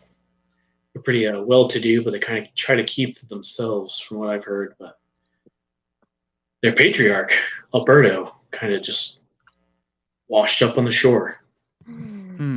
Maybe Mr. Cruz was dumped from a cruise. Oh, Guada, don't you know the Cruz family? I feel like, you know, not just because you're Hispanic, but because slow turn of the head, just like looking. Good save there, Judith. Good save. You know, because I'm pretty sure that didn't the Cruises go to our midnight mass sometimes? And that's a great question. Well, in fact, weirdly enough, Donna, you've actually heard of Alberto's wife, whose name is Alma. Alma Cruz? Everyone's heard of her. Oh, because she's the leading charity fundraiser. Yeah, she's kind of one of your charity rivals here. Mm-hmm. But yeah, what can you tell me anything interesting about her? What's your opinion? I guess Donna's opinion. I think they have like a very. I think that Donna views the events that Alma puts on as this is going to get into the weeds of like charity shit, but like too much of the money from the fundraiser goes to pay for the fundraiser as opposed to going to whatever it's supposed to go to, and so she always views it as like there's one thing to be over the top. It's another thing to be over the top when it's with someone else's money or something like that. Like she views it as like, oh, like, so the money that that's how she views it. She views it as like, her charities don't give, they raise the most money, but they don't give the most money to charity. So that's her take on it. That might not be true, but that's her take on it. Yeah, that makes sense. So, maybe kind of corrupt, sort of. Maybe. Can you go that far? Yeah, corrupt, but in like a very, very minor way. At least regarding Alma, yeah. I don't know. If you want it to be very corrupt, then like she always seemed like someone who was either leaving money on the table or had sticky fingers. Yeah. So I think the sheriff kind of nods, eats the last of his 8 cookies that he just had. One of those was poison, Sheriff. Oh, you're all arrested. Oh, Donna, just what a tease. That's not true, Sheriff. Just eat your cookies. Would you like another one? And like shoving another cookie in your face. Oh, he definitely take some more. He's like, well, yeah, you know that his whole family was here from out of town from Miami, and they, well, it was his birthday, and they claim he was drunk, and I want to believe him, but something just seems fishy to me. Was this his immediate family? And he kind of winks at Donna. Yeah. Was this his immediate family? Yeah, Sheriff. Throw us a line. It was his wife and his 3 kids are still in town. They were supposedly all on their yacht taking some kind of birthday cruise, as it were. But I guess he never returned, and strangely, he wasn't reported until he kind of washed up, which is pretty suspicious, I won't lie. So I can't find anything that... Sorry, ma'am, go ahead. He washed ashore and nobody had reported him missing? Oh, Mavens, this sounds like something that we might be interested in helping with. I feel like you're painting quite a gruesome picture here, and I need to know more. This does sound like one of our mysteries. I hope it doesn't get too steamy. And then she pretends that she pretends the issue would be that her hair would get. Oh God! It's that ocean breeze. Yeah, and I think especially when you're saying it's kind of like one of your cases, he's like, "Oh yeah, it's pretty bad, especially with tourist season's coming up soon, and I mean, they don't want to bury him for some reason until the family doesn't want to bury him. Not yet. They have him. It's very odd to me. They have him at his friend's house. I guess some fisher boat captain by the pier where they keep the cold fish. Everything seems weird to me, but there's nothing that I can, actually point to say that there's foul play specifically. But there's nothing that adds up here. Nothing we can really do. So I guess I'm not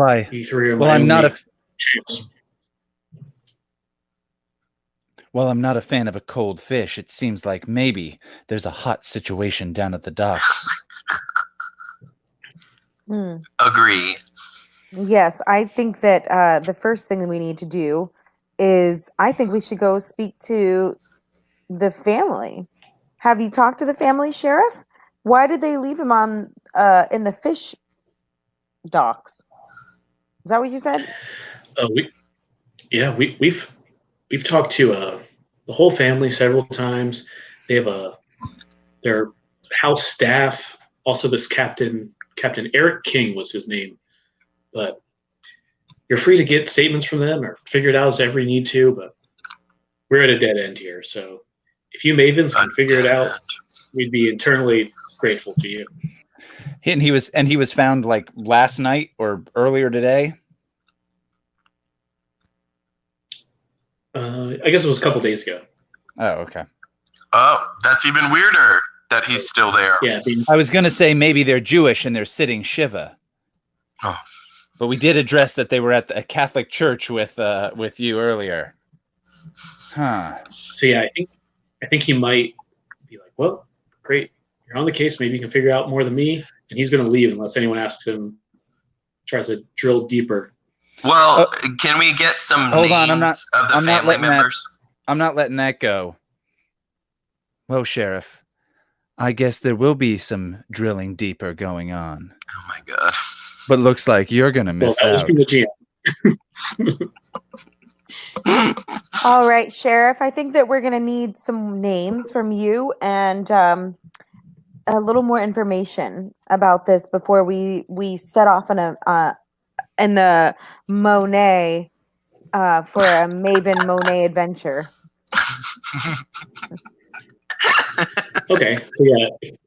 If you want to Monet venture. Monet venture. I was trying to come up with a sentence for drill deeper. I'm like, press harder. Nope. All of them also gonna make a joke. Just let us have the talk joke. To this person more. Yeah.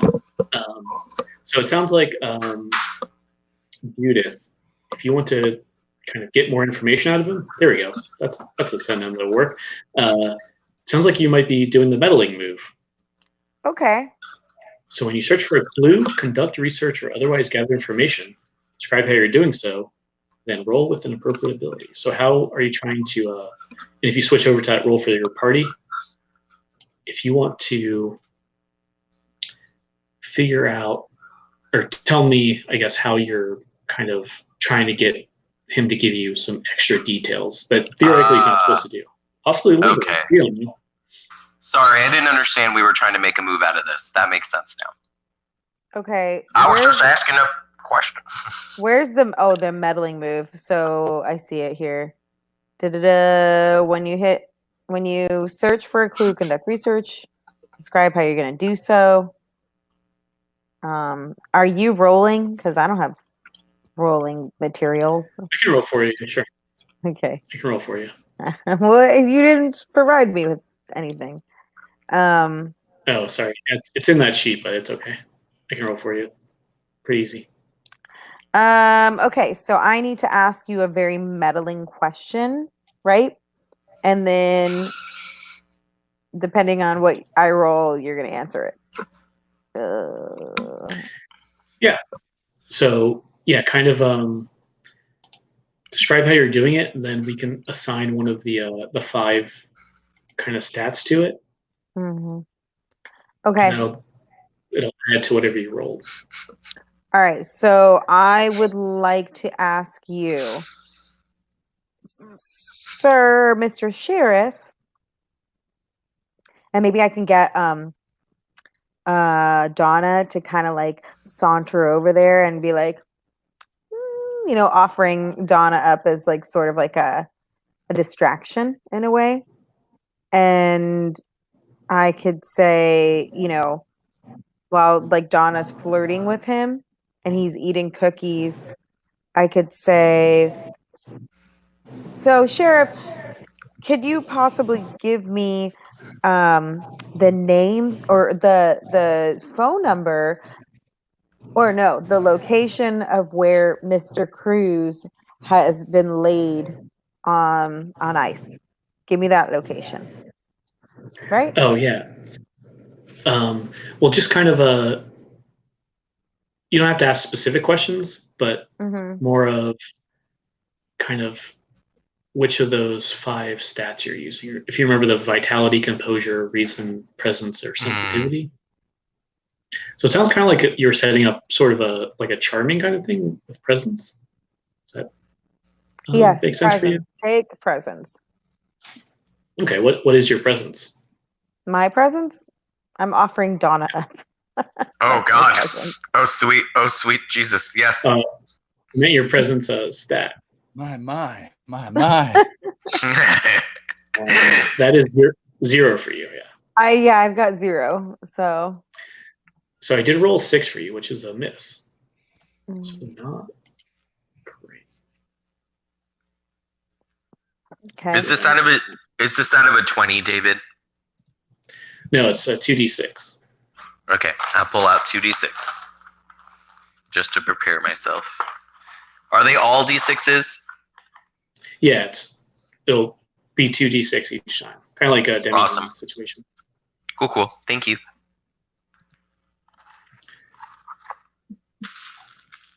I got so many.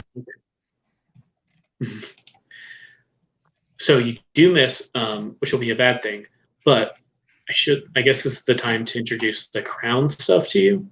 So especially the crown of the queen that you have on your sheet there. And this one you can do in any order. if you want to kind of check one of those boxes, I think there's 7 of them. You can move whatever you rolled to the next highest tier. So in this case, since you failed, there's a like mid tier and then like a super successful tier and then an ultra successful tier. So you're at the bottom rung, but you can go one more up if you want to check one of these Crown of the King. What? Crown boxes, of the Queen? I guess. Crown of the Queen, yeah, sorry. Do you see those on the sheet there? Yeah. Yeah, so if you want to check one of those, this won't be a miss, and then you can just try to narrate one of those that kind of give you a prompt. Mm-hmm. And you want to kind of introduce those as a kind of a flashback or a just or out of nowhere, like now. Yeah, and kind of explain, like tie it to how this will help you out. Like, like one of them is the fondest memory with one of your children. If you can remember one of your children, like you're trying to get, well, you don't have any children, so that'll be interesting. But your favorite poodle, you're trying to get him to, I don't know, he was bad, and you're trying to make him punish him or something. You can remember, like, oh, this is my. How could I forget my fondest memory with Dali? I did this to make him tell me what I wanted. What's my objective in this? Like at all? Well, this is because you rolled poorly, or I rolled poorly, which I rolled poorly, and I'm not getting the information that I want out of the sheriff. So what's the point in me like saying a memory? What is that even, just to have it? Yeah, you don't have to. Instead of getting nothing, you'll get something. Okay. You don't have to. That's just an option whenever you do one of these. Like, don't roll as high as you'd like to. I'm just wondering, does it have like a long-term objective towards the sheriff or what's happening in the next scene, I guess? You're trying to collect as many clues as you can, I guess. So this will get you a clue. Okay, got it. Is that what you're asking? Okay. Yes, that is exactly what I'm asking. Like, why am I doing this? So it's to get another clue. Yeah. Okay. Yeah, if you look at the meddling move, if you get a 7 to 9, which is where you're going to go, you'll get a clue. Okay, well, I didn't look at that, so. Okay, no problem. Yeah, that makes sense then. Okay. So are you interested in that, or do you want to keep the miss? Which is totally fine if you want to keep. No, it's fine. Just give me a second. There's like 5 pages to roll through. Sorry, yeah. Okay, so a private side of me very few get to see. All right, well. Okay, yeah. Since you can do it now, but since you picked a present day, you can save that for later if you want. Since it's not one of the flashback ones, but you can do it now if you have a good idea. No, I don't. All right, fine. I'll do fondest memory with one of the children. That's gonna be a flashback. Okay, sure. So, and I'm telling this to the sheriff? It's like the audience of the TV sees this. Got it. So like a flashback in the TV show. So there's a flashback of Judith teaching one of her children in one of the art classes, and she, the child is drawing a picture of an ocean and a boat and like all these people on it. And they look like they're having a party and they're having a good time. And she sits down and she says, "Tell me about this drawing that you're drawing, little Rodrigo." And Rodrigo looks at her and says, "Oh, well, this is my family, and they own a big boat and they go boating all the time, and I drew you, Mrs. Chambers March." And she's like, "Well, but I'm not on this boat." And he says, "Well, you are in my memory because I want to take you everywhere." with me, and they have this like sweet little moment where he says that he just wants her to be around all the time, and then she feels this like motherly love, and she's staring at this like blue ocean and all yacht with family on it, and then all of a sudden it kind of like takes her back from that blue ocean into like the present day where she thinks about the family that had just the father had just washed up on the shore or whatever, and now he's dead. So there you go. Oh man, yeah. Oh, that's nice. So yeah, since you used that Crown of the Queen move, you get to bump that up to a 7 to 9. So in that case, you get a clue. So yeah, maybe that remembering that kind of helps you. Maybe the sheriff kind of sees something in your eye or something, and he was about to leave, but he's like, well, guess I'm not really supposed to say this. It's supposed to be evidence, but and he kind of fishes around in his pockets and his like sheriff pocket, maybe up here on his shirt. He's like, well, we did find this. You got to take. He kind of holds out to you, Judith, and she's like, you got to be real careful with this because once we're done, we got to put in evidence. Okay. I will guard it with my life. And then she takes it out of his hand and just places it like right here against her chest, into her little pocket. My. Yeah. He's like, we found that on him. It was in a little plastic bag. So everything else is waterlogged, but that no one's been able to figure it out though. Maybe you can have more luck. But anyway, that's all we got. It's in your hands now, ladies. And he kind of walks out. And if you do look at this thing, it's like a little folded up piece of like maybe like tiny little yellow legal paper. And it just has a series of seemingly random numbers on it. I've added that to your clues tab. A whole lot of numbers. Something doesn't add up.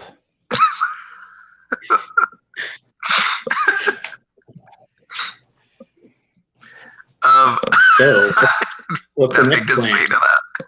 I need to stop by my house. I'm assuming that a coroner has not gone to a random fish place to check on this body, and I have some medical history, so I'd like to go grab my medical bag, my cozy medical bag. Oh yeah, and So cozy. yeah, I feel that can just like happen off screen, like for Absolutely. inexplicably. You can have your bag. I'm prepared. Perfect. So yeah, so there's several different kind of vectors you can pick now, right? There is he said the kind of at the pier, the fishmonger kind of captain has the body theoretically. We got 3 different children, and also the wife. And he said there was a house staff that they had talked to. So 6 different opportunities to talk to people, I guess. And yeah, it is 9:15, so we probably won't be able to talk to him. So pick carefully. Is this the kind of game that works better if the 3 of us are doing all the stuff together, or is this the kind of game where we can do it separately and it's fine? You can probably do it separately if you need to, but up to you. I'm gonna have to, just FYI, I'm gonna have to switch off this and onto my phone. So, FYI. So, you know. Okay. You guys can keep going. I'll be back. But you're driving. Yeah, you're I driving. can't get anywhere. You're driving. Don't leave the car. Yeah. Sorry, I am driving the van. She's gonna jump and roll and what? Stay in the car. Well, okay. Can we build a scene while she's doing that of us like getting in the car and all that kind of stuff? Just to like take a moment so she can switch off and. Oh, sure. Well, I was going to propose that we go to a certain spot. Eduardo, I think your mic is like rubbing on your. Oh, thanks, buddy. There you go. Yeah. Sorry. It was Is just that rubbing better? on your shirt. I think so. Yeah. No, you're fine. Thank you. Making like a rub and click noise. No. So you want to like set up a thing where so maybe we're getting into what was it? Monet. We're getting in the big van, and I think obviously you take shotgun Donna. Donna acts like she's like a little like oh, this van, like, oh, I can't believe I'm getting in this thing. A domestic car. Okay. And she like Niles Crane like wipes some like non-existent crumbs off the seat, and then she just says, like, turns to Judith and Guada and is like now I know Alma from our charity work, and if we need, I can go speak to her under the guise of the newest dog rescue that we're doing, but if need be, do we have another in? Oh, that's a good question. Well, I'm in the back seat, but like in that middle seat of those minivans, and I kind of lean forward, and I mention that I might know that. Yeah, go ahead. Oh, and I mentioned that I might know the service workers from church. But I'd love to check out the body. So I don't know what order would be more oh, there she is. I was like, hello.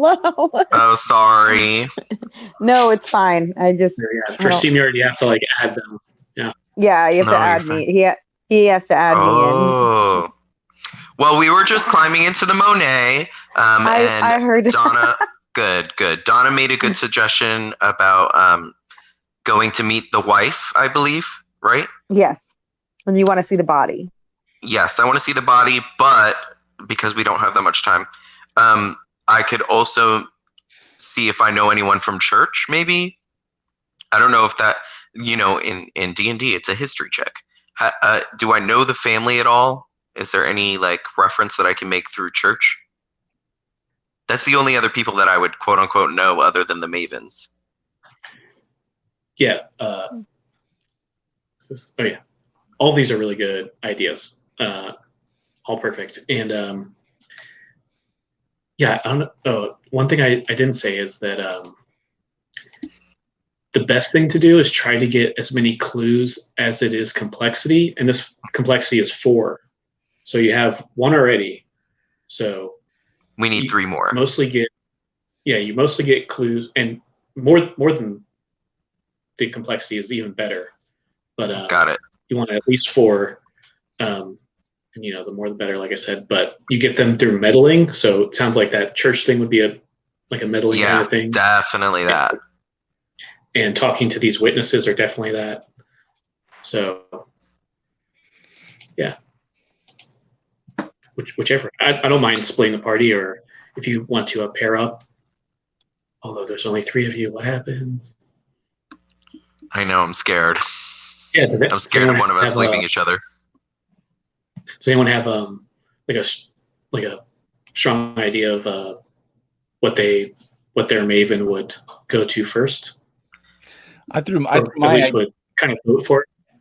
I threw my idea out there of Donna going to talk to Alma, and has it been like announced in town that that her husband Alberto died, or is it like we know this before other people do? That's a good question. I feel they're trying to probably keep it kind of under wraps. Okay. Yeah. They're kind of a well-to-do family. Yeah. Is there a way that I could?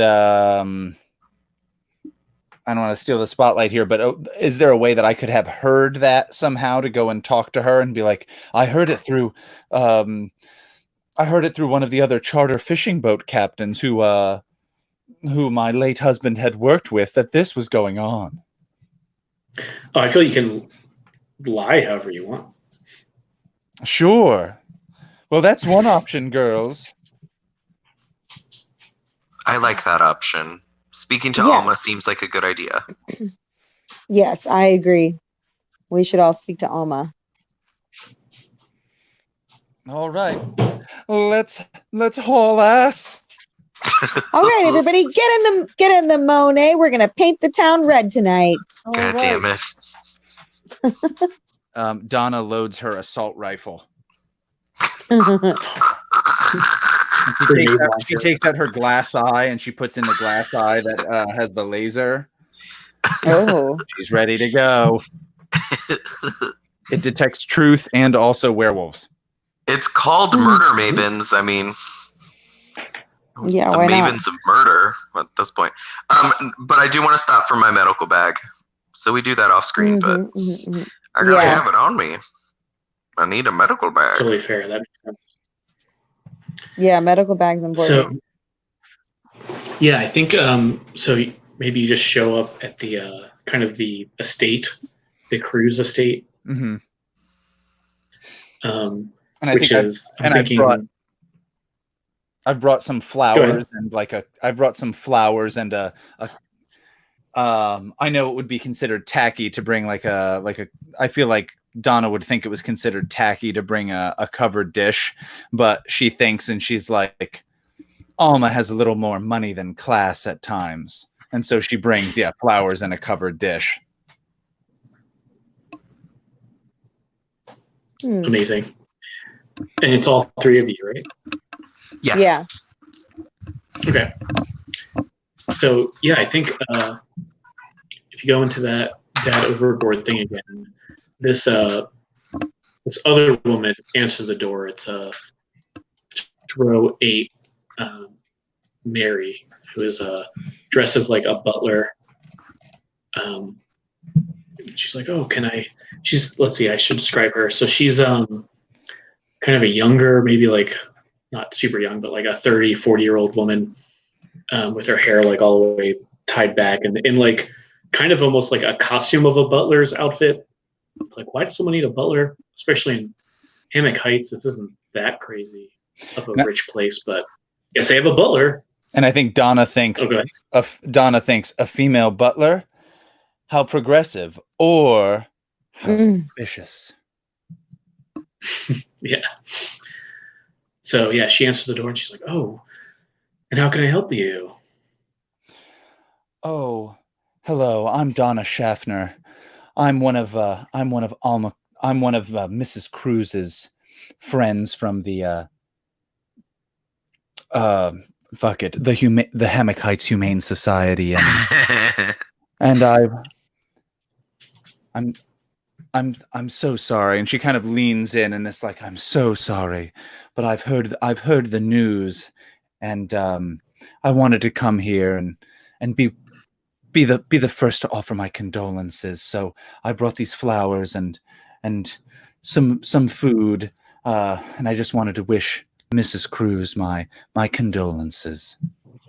And she kind of does the elevator eyes, like looks you up and down, just like, oh, I've heard of you, Mrs. Shaffner. Ew. And when she says, I've heard of you, Mrs. Shaffner, I think Donna Shaffner says, like, well, I'd hope so. Mm-hmm. Mm. Well, I don't know if she's expecting you, but I suppose you're friends of a sort if you'd like to come in. Oh, thank you so much. I'll see if she's busy. Oh, please. Thank you. And I think just like there is like a waiting room, kind of like an alcove, just like here's some like a couch and like a sectional couch and everything. Excellent. It's like a front room kind of thing. There's definitely a name for that, but yeah, one of those. A parlor? Is that the word? Oh, yeah, like a parlor. Yeah. Yeah. So maybe at this point, do you think like? Yeah, I think that the woman. She just leaves us in there open, like there's nothing. Yeah, Mary kind of takes this the covered dish, the tacky covered dish that you get. Mm-hmm. And you said the flowers too. She just kind of unceremoniously dumps those on top. And she's like, "All right, I'll put this away and see if the missus is home or indisposed. Thank you, dear. Make sure to cut the stems on the diagonal and put them in water with a little bit of sugar. That'll have them keep a little bit better. Oh my god. Oh, and I feel who would see this? Maybe a Guada specifically. Maybe you're just angled in the way that you just see like her like heavily roll her eyes. Oh jeez. Okay, got it. I'd like to, because I'm an antique specialist, this parlor that we're in, is there anything old, valuable that kind of shows off the type of money that they have? Good question. Oh yeah, definitely. Why don't you go ahead and tell me? Like, they're way too rich. What do you think would be a good example of that? I think it's kind of obscene that they have any type of butler in Florida. Like, it's just not necessary. Yeah. Especially in Hammock Heights, where we're all living in like old people bungalow shacks. Like, we're all just chilling and it's really calm. But have I seen this at your house before? Almost said Judith. I forgot your character's name. Donna. Yeah. Donna, have I ever seen any extravagance like this at your home? I think that Donna, other than the giant painting of yourself. Yeah. I think there are some, I think like the two styles are very, very different. Yeah. Yeah. That's one of the big things is like, there's like things that are like, I think Donna has like kind of reduced the amount of shit that she has at her house. But these folks have like a lot of it. And I think it's like an incredibly different style. Got it. So I feel like there are like, go ahead. No, well. Actually, I was going to say, go ahead, Matt. No, you're fine. You're fine. I think there are alcoves, and in all these alcoves, there are like family heirlooms. So like one's like a giant vase, and one's like, it's gaudy though. It's very extra and gaudy. One's like a statue from blah, blah, blah. And you can tell that none of the kids, whether or not they were adults or whatever, have really ever stepped through this side of the house. Like, there's no reason for them to be here. So I feel like there's this disconnect between, you know, how rich they are and how much they're willing to show in their entryway. You know what I'm saying? Like, this isn't the family area as much as it is like the family show off area. Does that make sense? Yeah. Oh, so I feel like this is the room in the house that doesn't really get used. Okay. It's just like a walkway to the nicer or the family areas like in the back. You know what I mean? So I feel like here they have all this stuff, but they're purposely showing it off. Like, it's gaudy. It's just like awful. And like it's one of those rounded alcoves that has like shit in it. I love if that makes sense. And I think especially since I want to get you as much clues as possible, I feel this could trigger a meddling move, especially if you're snooping around. Which I am, because I'm an antiques. Yes, I am touching, or dusting off. So it seems like the way you describe that would probably be sounds like a reason maybe to me. So reason is when you study books, researching a problem, examining a crime scene. Yeah. Definitely. So your reason was 1, I believe. Yeah. So go ahead and roll 2d6 and add 1 to it. Oh, and if you want to, hopefully you didn't roll it yet, but if you did, that's fine. If you want, I want to show you. If you want to add a third die to try and use one of your coastal place items. Oh yeah. Well, I have a 5 and a 1 plus 1. So that's 6. It's 7. Good. Does it pass, right? 7 passes. Yeah. What would have been higher if I rolled a third die? I would have got a 10. What would a 10 or a 12 do? What would that do? Let's see. If you roll, so on a 7 and 9, I get to add a complication to this search. Yeah, because I could do it maybe. Yeah, go ahead. If it's a 12, you get a special other thing too. But if it's a, I'm willing to take. I'm willing to take a risk. I would like to tell a story. Well, to the ladies, like as I'm walking through this, I essentially point out to Donna and Judith that I'd once been to a family member's house, rich family member, and their children were never allowed to play in a specific room. And whenever their children would be in the room, they would always get into trouble. And it was one of those situations where. Sorry. Go ahead. Eduardo, which one? What mechanic are you doing? It's the telling. It's the queen thing. It's telling the story or whatever. Oh yeah, awesome. Which one that was? Perfect. Yeah, that gives you. Yeah, I'm trying to get that 12. That would be a dream. Well, that'll just get you to the 10+, but still really good. That's fine. You don't have to deal with complication. So sorry to cut you off. Keep going. No, you're fine. We're figuring this out. We don't know how to do it. So, but anyways, so when they were in the home, that was always like a, kind of whenever you were a kid, there was always like that couch you wouldn't sit on or the plates you would never use. It was that kind of thing. And then one day when I was, one day when Guada was there, one of the children was playing through the house and they played hide and seek in a room and they broke something. So that's just her like extra focused on all the items. She's just kind of like telling a random anecdote. She never shares anything with the ladies. So this is like her first, like private side very few get to see. Yeah. Yes. Let's go with that one. Awesome. So yeah, since you put on that crown of the queen, you do bump it up to the 10+. So you don't have to deal with the complication I had in mind, which was going to get real complicated. So you're lucky.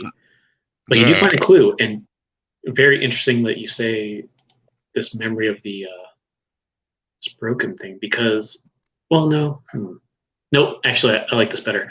You find maybe it's within the cushions or something of the sectional couch. You can tell maybe Donna can help you out, but it's a diamond earring. Oh. Specifically without its mate. So just one. I'll add that to your clue list. Would Donna be able to tell me the type of diamond? Guada doesn't know that kind of stuff. So or if it's like diamonds are always and Donna I think Donna, just the idea is that it's very expensive, so you can describe that however you want. Well, this is a European cut 2-carat diamond for an earring. Let's just say this is the kind of thing that you didn't just say the butler's name during sex. You got caught with it. Oh God. I mean, that's one way to give a gift. I want to, since we're hiding things in Judith's bosom, I would like to give it to Judith and let her hide it in her bosom with all the numbers. Yeah. Oh, I'm going to do that. Yep. She's grabbing it. She's grabbing it right now. She's grabbing the diamond. It's fine. Got it. Ooh, yeah. It's hard doing this on a phone. Sorry. No, same girl. I'm going to take I'm going to take it and I'm going to put it right there with those numbers. And I think as soon as she puts this down her wrinkly pocket, sorry, I already hate it when I said that after I said it. Oh, but you hear someone like footsteps coming up, and then just wails, just like sobbing, like very loud sobbing. Ooh, like exaggerated sobbing. Yeah, just like the loudest you've ever heard, basically. Okay, got it. You might, especially as Murder Mavens, you might have started for a second, thought someone was getting, hurt, or someone was like, screaming, but no, it's actually, you realize, crying. And this woman kind of almost stumbles into the little kind of lobby kind of thing that you're in, the sitting room, I guess. And this is number 5 here, Sophia, who's she's in this like sundress. She's got glasses and stuff. She's kind of maybe mid-30s or so. I see her. Yeah. she kind of is, maybe she has her glasses off and she's just like has her head in her hands here, like her eyes, just like sobbing. She's like, "Oh my God, I didn't even see you. I didn't know we had visitors. I'm so sorry." And kind of maybe takes like a pillow from the couch and just kind of dries her eyes off on that. I think Donna does like a, "Don't worry, honey, come here. Your mother and I have known each other for a few years, and I just heard, and I'm also so sad. I'm becoming very southern, despite the fact that I'm from Nantucket." I think she almost just like collapses next to you and just kind of puts her head onto your shoulder and just starts sobbing into your sleeve, basically. Sure. I kind of bring her down like onto the couch to kind of like there, honey. Now there. She's like, "Oh, so I'm so sorry. My name's Sophia. I just my father just died. He just passed away. Just so tragic. I just can't even live. This was supposed to be his birthday." Oh, dear, I know your mother's always talked so highly about you as her eldest daughter, and again, she and I are friends from the Humane Society, and when I heard what happened, I just knew I had to come over here and make sure that you and your mother were well. Please. I think she just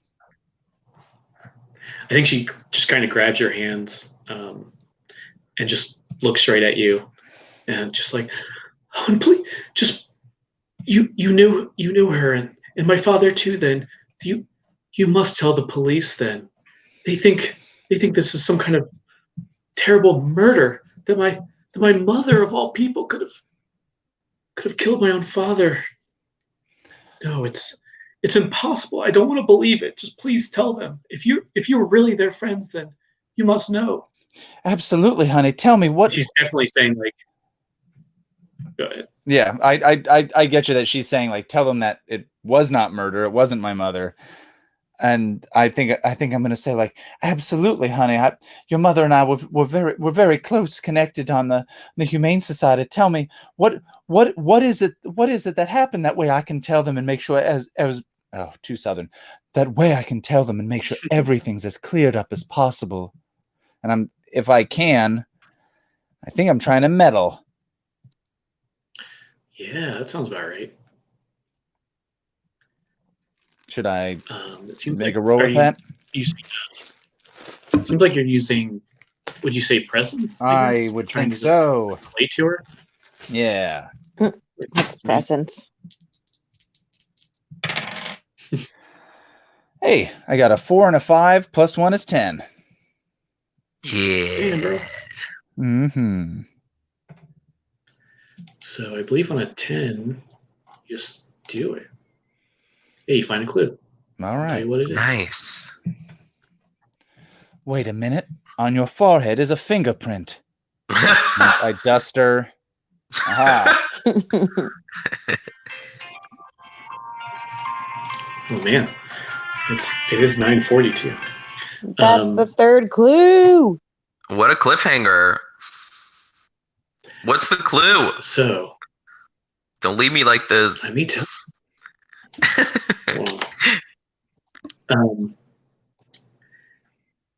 So what was the thing you had said right before, Austin? Oh, basically saying like absolutely, I'll talk to the police and tell them what's. I think that like as a wink and a nod to the audience of like, oh, absolutely, I'll talk to the police and tell them what's going on. Please, darling, tell me what happened. Perfect. Yeah. So I think she takes that very expensive like silk pillow or something and just wipes her face again. Just put like makeup on it and stuff now. Mm-hmm. I think once Donna sees her do that try to go to do that a second time, she gives her like a handkerchief out of her purse, like, stop wiping your, darling, that's a pillow. Yeah, of course.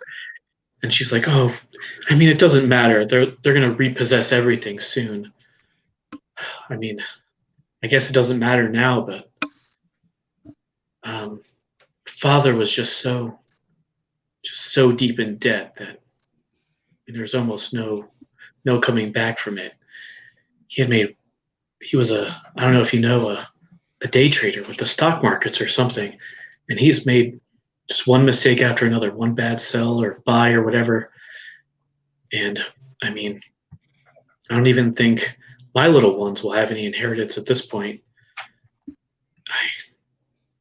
I hate to think that my own mother would do it for the insurance or something, but I don't know. I've heard some people that get that far in debt they have dark thoughts, but I don't think that's true. I think it was just his birthday and just having such a good time. I guess it was the time of his life. I just fell over the railing. Oh, okay. But yeah, I'd added a clue. There was attempts to collect debt. And I owe it all to you. And she's like, oh no, my little ones. I should call them. It's been I've been visiting so long. The police said I can't even leave. I should go call them on their little thing they have, FaceTime or StreamYard or whatever it's called. I'm so thankful that you're here, especially my mother's friend. Oh, hopefully absolutely, you can tell darling. the police Here, and that. Keep the hanky. Don't worry. Tell that fat slob that my mother's a saint. She gets up and she's like, and nice to see you too as well. To both of you that she barely even acknowledged. Jeez. And just kind of walks off. And I think Donna turns and says, like, oh, we'll tell the sheriff everything that we find out. Oh. She strokes her beard. By the way, Donna has a very long beard. Nice. Mm-hmm. Jeez. Okay, so this is perfect. So let's take our final. Let's do definitely a 5 minute at this point, and let's come back at in 5 minutes, and then look over these clues that I put on there, because you're going to want to make connections, and you're going to make them up. We don't even fucking know, and then roll to see if you're right. So, oh geez, go to the bathroom, get a drink if you want, and then look over those if you want, and we're going to talk it out. Okay. In a minute. All right. All right. See you in 5. 5. Mm-hmm.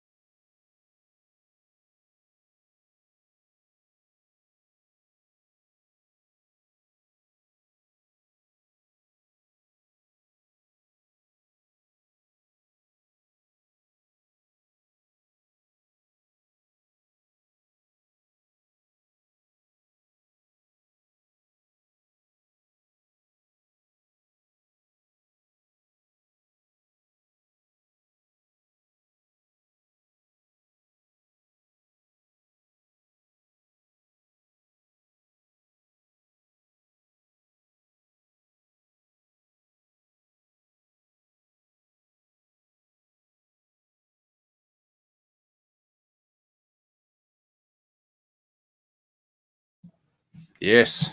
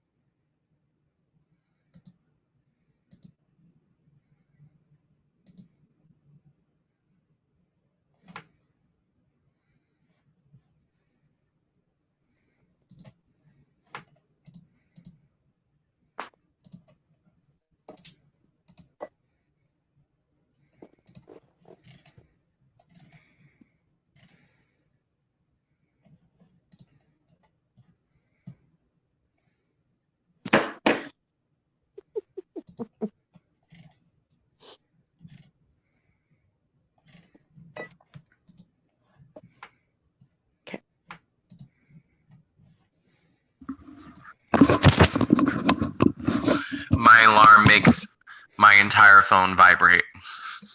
All right. I got scared. Don't be scared. Don't be scared. It's not a real murder mystery. It's real. It didn't really happen. It's possible. I mean, it is. One day when we're all real old ladies, we're gonna look back on this day. We'll finally know what happened. Like, remember when we were the Murder Mavens? God damn it. I never forgot. I gotta make sure to keep the voice as just like I don't know what's going on. Like generic, like whispery Marilyn Monroe, throaty kind of voice, as opposed to like I don't even know, dear. Like it was too Blanche. It was too Blanche. That entire cup is full. You better drink that glass. Oh shit! Hold on. I didn't actually fill mine, so. Oh, refill. Inspired. Yeah, I'm inspired. Woo! Since he's doing it, I'm doing it too. Hey, cheers. I would maybe do it anyway, but now I have motivation.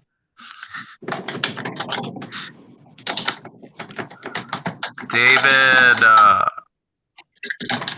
Yes. Clickety clacks. Yeah, I was like, what's happening? And then I noticed what it was. Yeah, I added another clue. I guess especially because you had 3 and the complexity is 4, so you'd be rolling a -1. So I heavily implied this other clue, so I'm just going to give it to you that Sophia was acting suspicious. Yeah, I mean, we could tell that. Yeah, I feel that's fair. That way you don't have to feel like you're giving it to us. We could tell she was being suspicious. That was the door lady. No, that was the daughter. But the door lady was also being suspicious, right? That wasn't just me. She was just being weird. David, it was your delivery. Yeah. That's what it was. So yeah, maybe you don't get that. You might be rolling -1, which would be depressing. Damn it. You might get lucky. So let's. You ready to get back into this, you Murder Mavens? Yeah. Yes. All right. So yeah, I kind of knew that. I assumed technical issues were going to happen and everything, so I knew this was going to be a little rushed. But I think we're gonna try this theorize move now, right? Okay. So, or do you think? Or how do you think we should? Because you're waiting to talk to Alma. Maybe she just sent you home, or do you think you do have that scene, or what? Do you need a break from this so that we can like do stuff in another scene where maybe like we wait around for a while and the maid comes back and says like, oh, actually she's too distraught to see you, or can we just say like, oh, we're waiting here and chatting? It's up to you. You could do just we come back from commercial break and it's just, hey, you're back at the clubhouse or at one of your houses, or you could just do it here.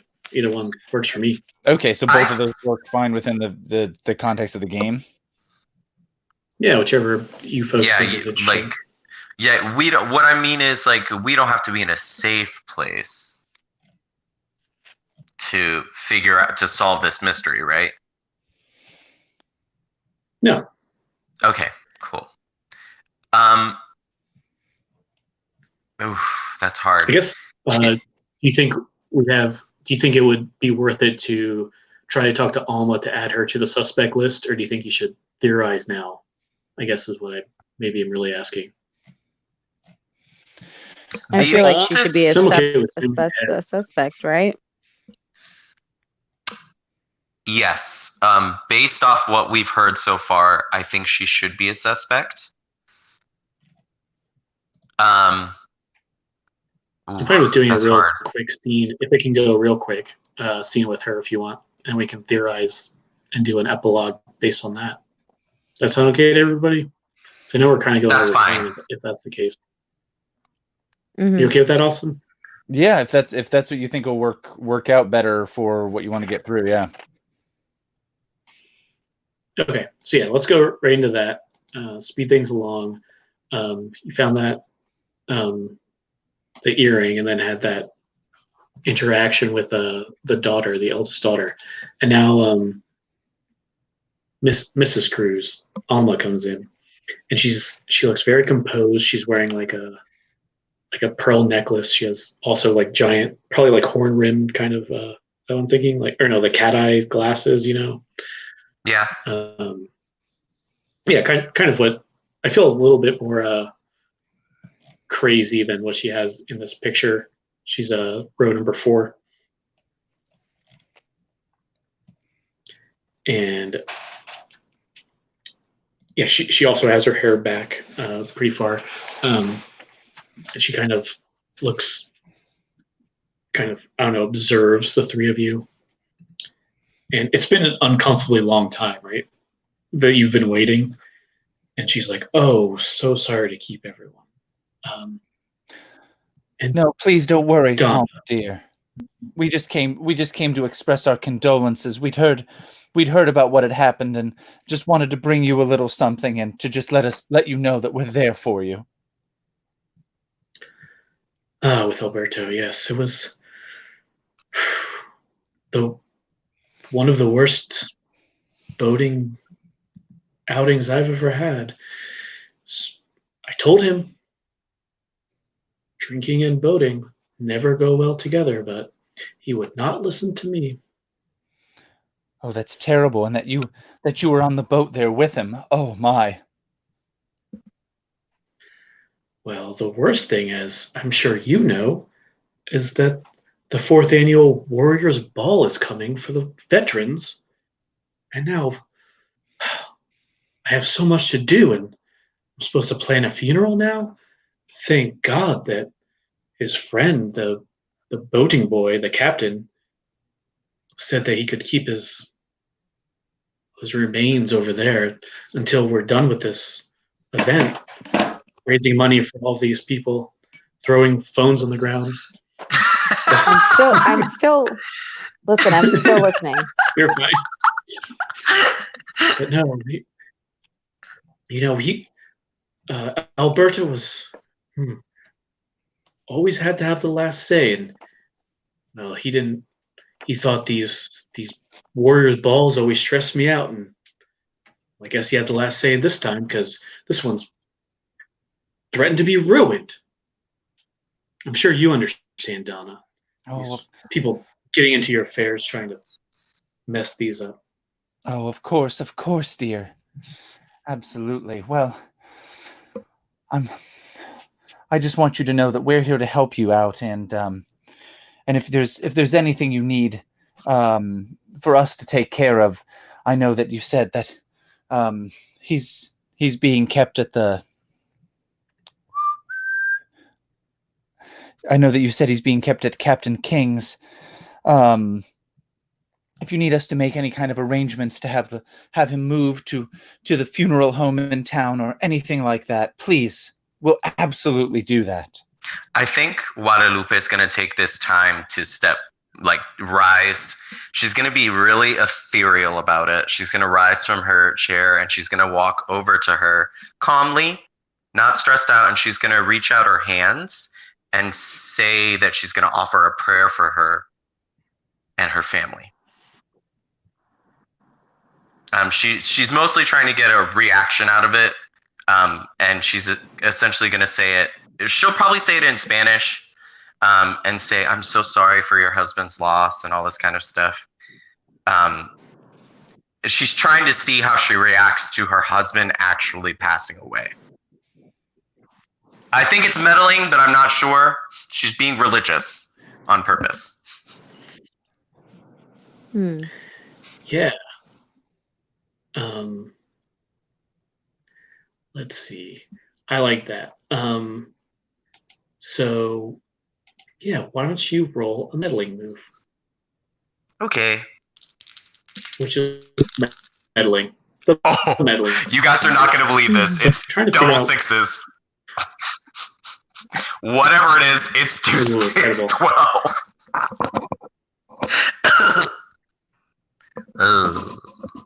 My babies.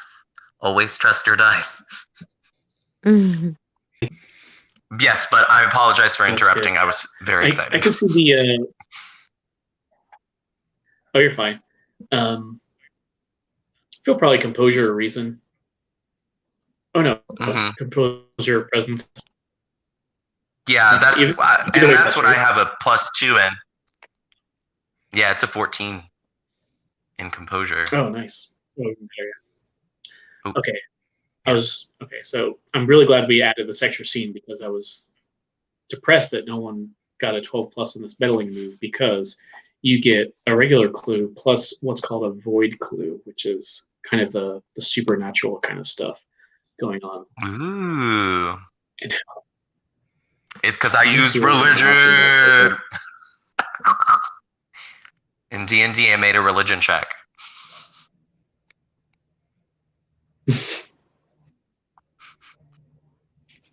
Yeah, okay. This makes sense. So...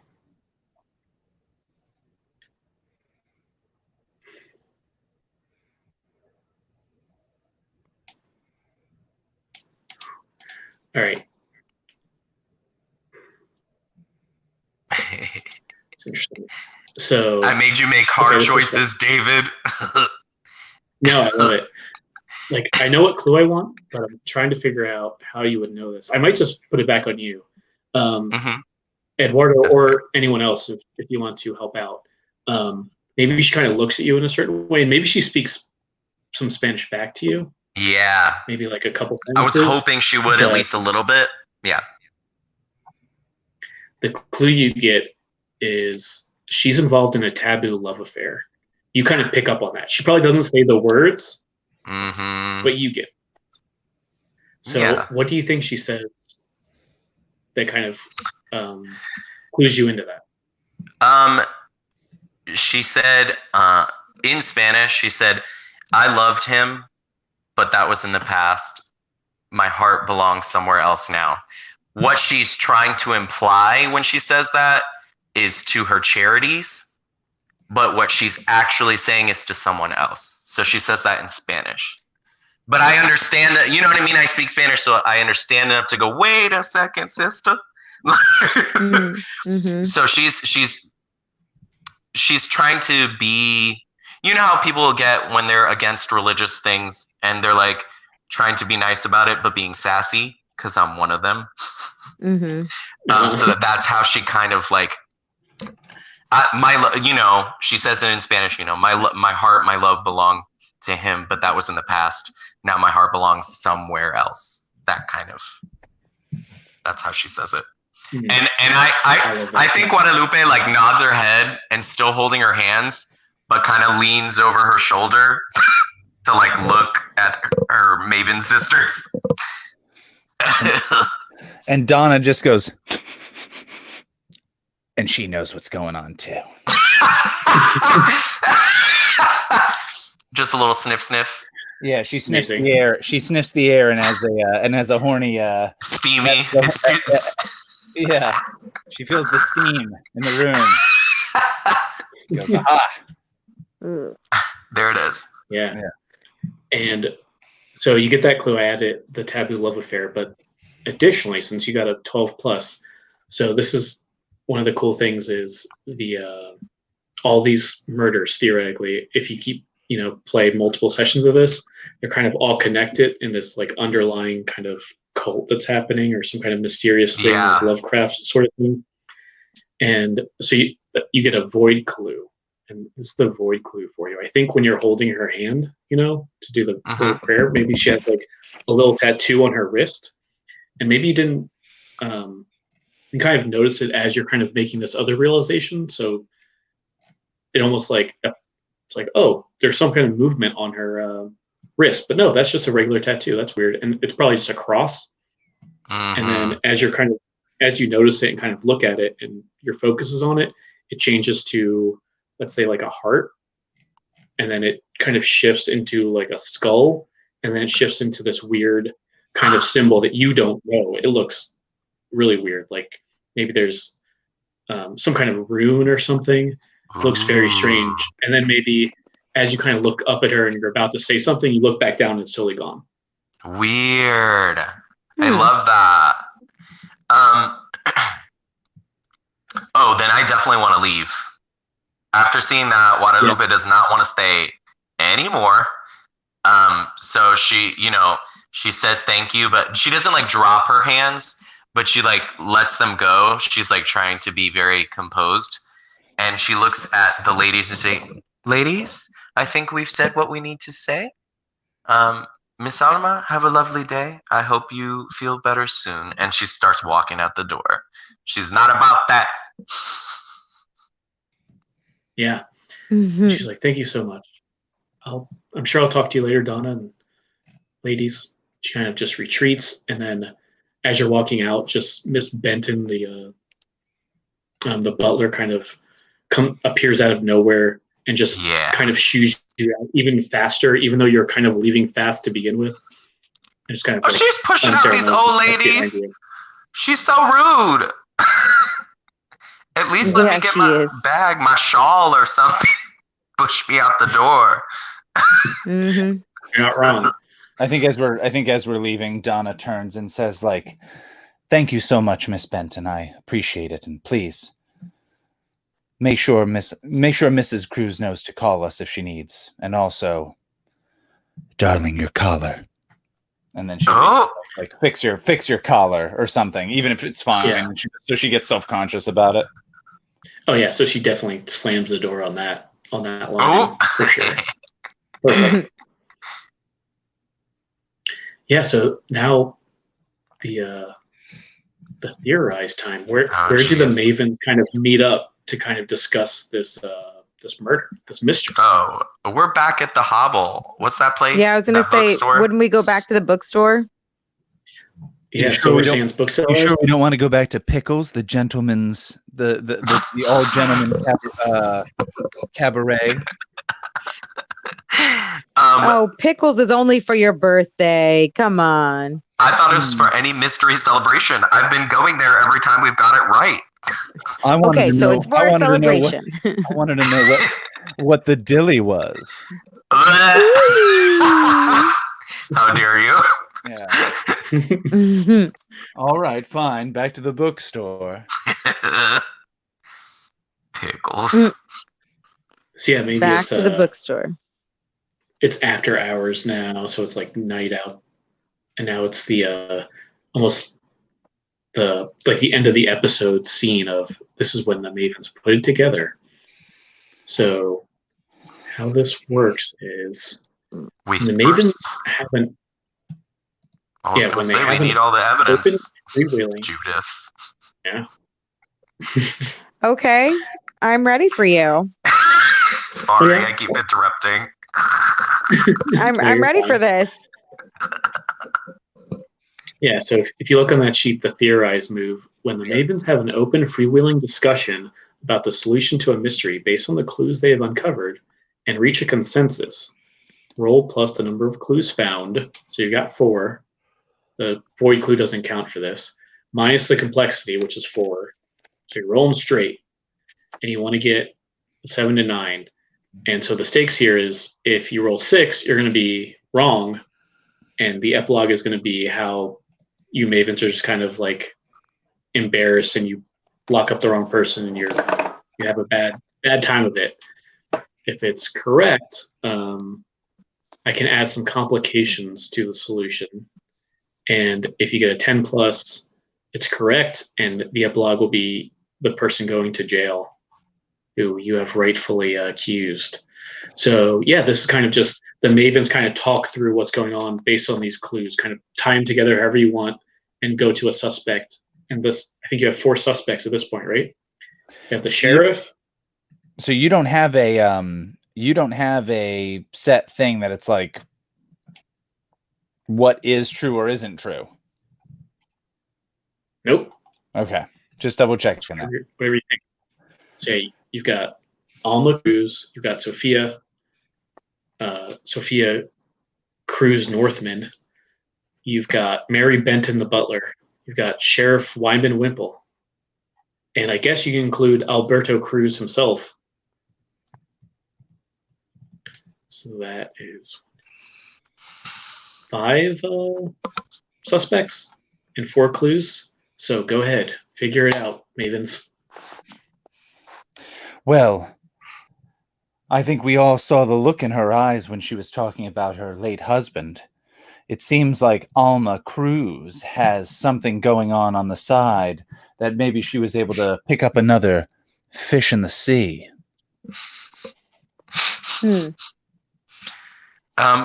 We were never sure about who was on the boat with the family. I would assume that they wouldn't be driving themselves if they have a butler. Right. So if someone else was on the ship other than the family, that other person could have done it as well. I would assume it would be the butler, but that's just me.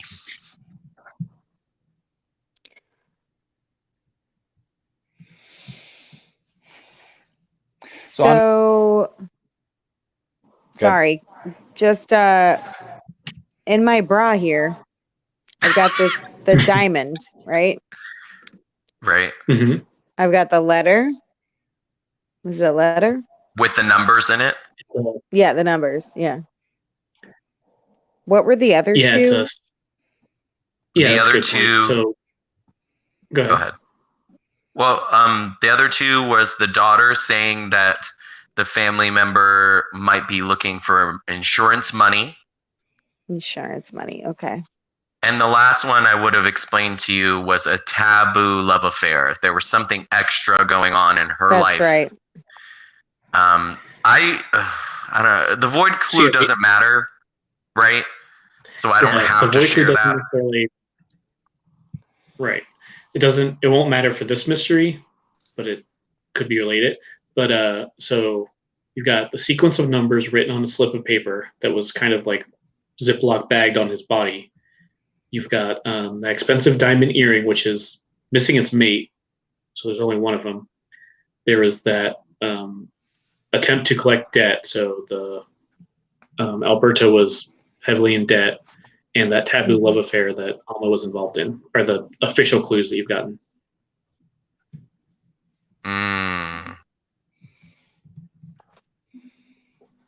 Okay. Could we also get information that the daughter was implying that the cop was trying to say that her father was murdered? When she said that fat line, she was talking about the cop, right? Yeah. Mm-hmm. So I think not an official clue, but is there? Yeah, I think that I think it seems like if my husband owed a whole lot of money, and I discovered that I had something else going on, why, maybe him taking a long swim would be a way to get myself out of some of that debt and find a way that I could, let's just say, spread my wings. I can agree with that. How does it work if we think there are accomplices, or is it just one person that we can blame? Just be one person. I think the way this works. So Donna is pushing for Alma. Right.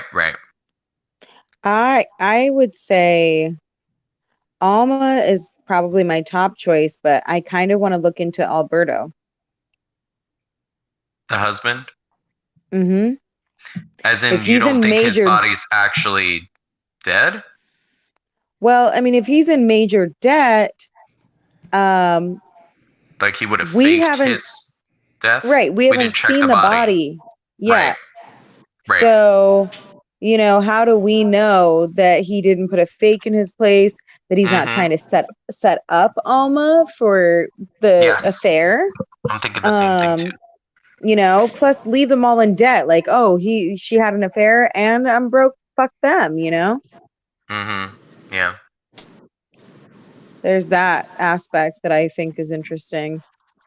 I was also swaying that way with the butler and saying that the butler helped him. But that's too, everything's circumstantial because we don't have the evidence to say one person did it over the other. We never found out where that other earring was. That was the other thing. Ooh, that could have been if we had anybody's found out, earring. Exactly. If we could have found out who owned that other earring, that would have helped us a little. Oh, yeah. And let me go ahead and invite you to make up wild accusations if you want. If you were like, well, if you narrow it down, let's say like, oh, the butler did it, and we can tell because she'll have this other earring. That's totally fine. You can. This is like college essay. You can bullshit whatever you want because it's going to be right or wrong only based on this role. So, right. Feel free to make, just like I said, wild hypotheses if you want. So I think it's Alma doing this as a way to get out of debt and be able to be with somebody else. I'd initially think that it's maybe this fishing boat captain, but maybe it's somebody else. You know what? For the sake of the game and to be clear, I think I'll go with Alma as well, so we can see how it works in the role and all that stuff. I do think that if anybody's missing an earring, it would be Alma's earring. Right. And she would be the one that I want to see if we put the pin on Alma, how that works. Right. Yeah, so makes sense. She was having a love affair. She was to kind of get out of the debt that her husband was in. Mm-hmm. So what do you think the missing diamond earring would kind of implicate her? How do you think that would work? This is open to everybody. I think she might have bought that for her lover, and I think her lover is the butler. Ooh. And I think she bought them. Yeah, I think she bought them for the butler. That's what I think personally. But it is a taboo love affair specifically. Exactly. And that was the only reason why I was like, ooh. But the thing is, we didn't get enough information about who was on the boat, because I'm sure they weren't driving that boat themselves. That's what I don't think. If they have a butler, they have a yacht driver. I'm exaggerating, but that's what we're here for. Wild accusations. But yeah, I think it's Alma bought that for the butler. But that's me. So it was still Alma.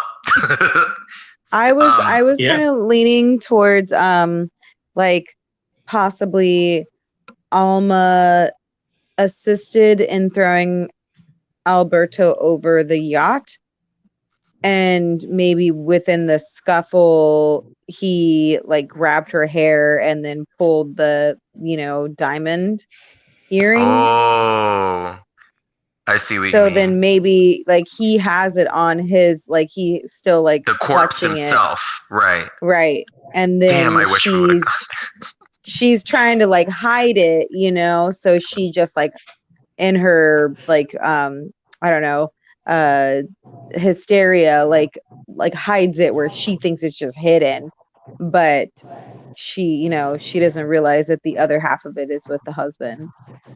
I don't know. That's great. That's fun. It still lands on Alma. It's still, I'm still trying to pin it on Alma is really the bottom line. But the reasons are all different, right? Right, because if the Mavens found the diamond earring and then eventually they get to the body, they're going to be able to link those two together a little easier.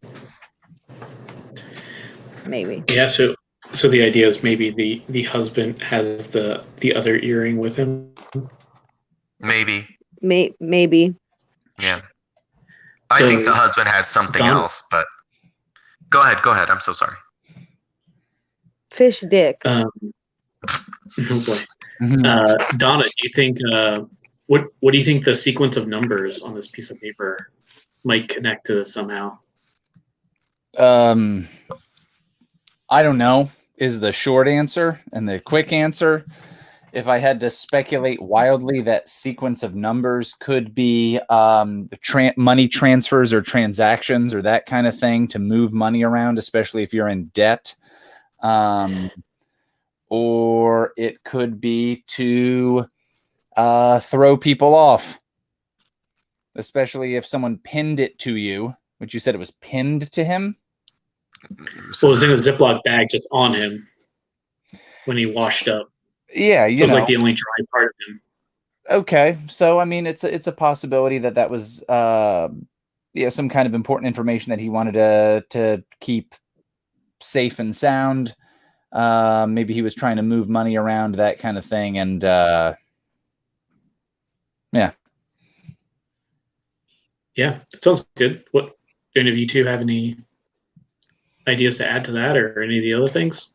As far as what the numbers were on the letter, on the on the slip of paper. So I figured, if anything, it would be like the coordinates to, some sort of offshore, like either hideout or like some place where maybe they, like where he actually is. Yeah, like something important that we don't know yet. That's like some sort of like, this is the location of either him or where we buried money or etc. Right. Or a meetup location, like this is where we're gonna meet later. Oh, I like that. That Alberto wanted to meet with somebody. With whoever helped him fake his death, is that what you mean? Yeah, exactly. Like where whoever, it would either be like whoever helped him fake his death, or like meet me here and we're gonna take all the riches and bounce. So you're changing it to Alberto's maybe the subject or the suspect in that case. Then, well, right? Alberto was my original one, but if we're blaming it on, if we're focusing on Alma, that could work for her too, because it could be like, here's the coordinates where she's gonna meet somebody, her secret lover. Here's the coordinates where she's gonna pick up the money. And maybe he knew about it, and that's one of the reasons they threw him overboard. Yeah, that would be another reason in my mind. Mm-hmm. Oh yeah, that's cool. I think mechanically we're just trying to see what happens if we all agree on Alma, right? Just so we can see how it works in the game. Yeah. Mm-hmm. It's whatever consensus you get to. Mm-hmm. Yeah, I think you've come up with kind of amongst yourselves kind of a reason for each of the clues, and I think you settle on Alma, right? Alma? Correct. Yes. This time around, yep. Cool. So let's see, has anyone rolled the least this game? I rolled once. I was gonna say I've rolled three times. Oh, then I've only rolled once myself. Not Eduardo. So not my roll. Either one of you two want to take the theorize move then? Is it use a specific thing? What? Say that again. Oh no, it'll be a flat roll because it's based on the number of clues and based on the difficulty. Yeah, exactly. Marisa, you said you don't have dice sitting there with you? I don't. Okay. You mind if I do it just to knock it out? Nope, please go ahead. All right. I got a 5 and a 3, so an 8. Oh, very good. So 7 to 9, the solution is correct, but the keeper will either add an unwelcome complication to the solution itself or present a complicated or dangerous opportunity to take the culprit down or save the day. Danger! So, yeah, I think if we had more time, I would definitely do a scene of the capture, which would be pretty interesting. But my initial thought is where like Alma, you and your lover, and then we just get the lover wrong. They were like, you and your lover, this person are blah blah blah. You're both like sheriff. Arrest them, and it's like that's not the right person. The sheriff is the lover. I like wearing ladies' earrings. Sheriff is Alma. The sheriff is Alma. Alma, see you in jail. Well, normally it would have given us something dangerous, David, but we can't do that this time. So what happens? Tell us.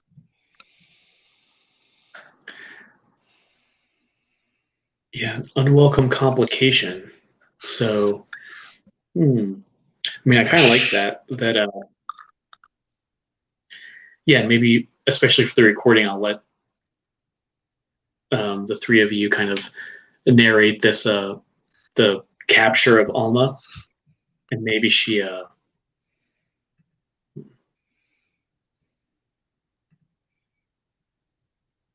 okay. Yeah, maybe the unwelcome thing is that she was planning this benefit, and those numbers were the, like, I think Austin suggested, like, the money transfer stuff. She was trying to get that to transfer all of, what Alberto had left to this, a donation, like an anonymous donation to this. And, this is revealed. That money just has to go to the debt collectors or something. So it's like, oh, we got this murderer, but now this fundraiser is kind of kaput. So I love a rich people complication. Yeah, exactly.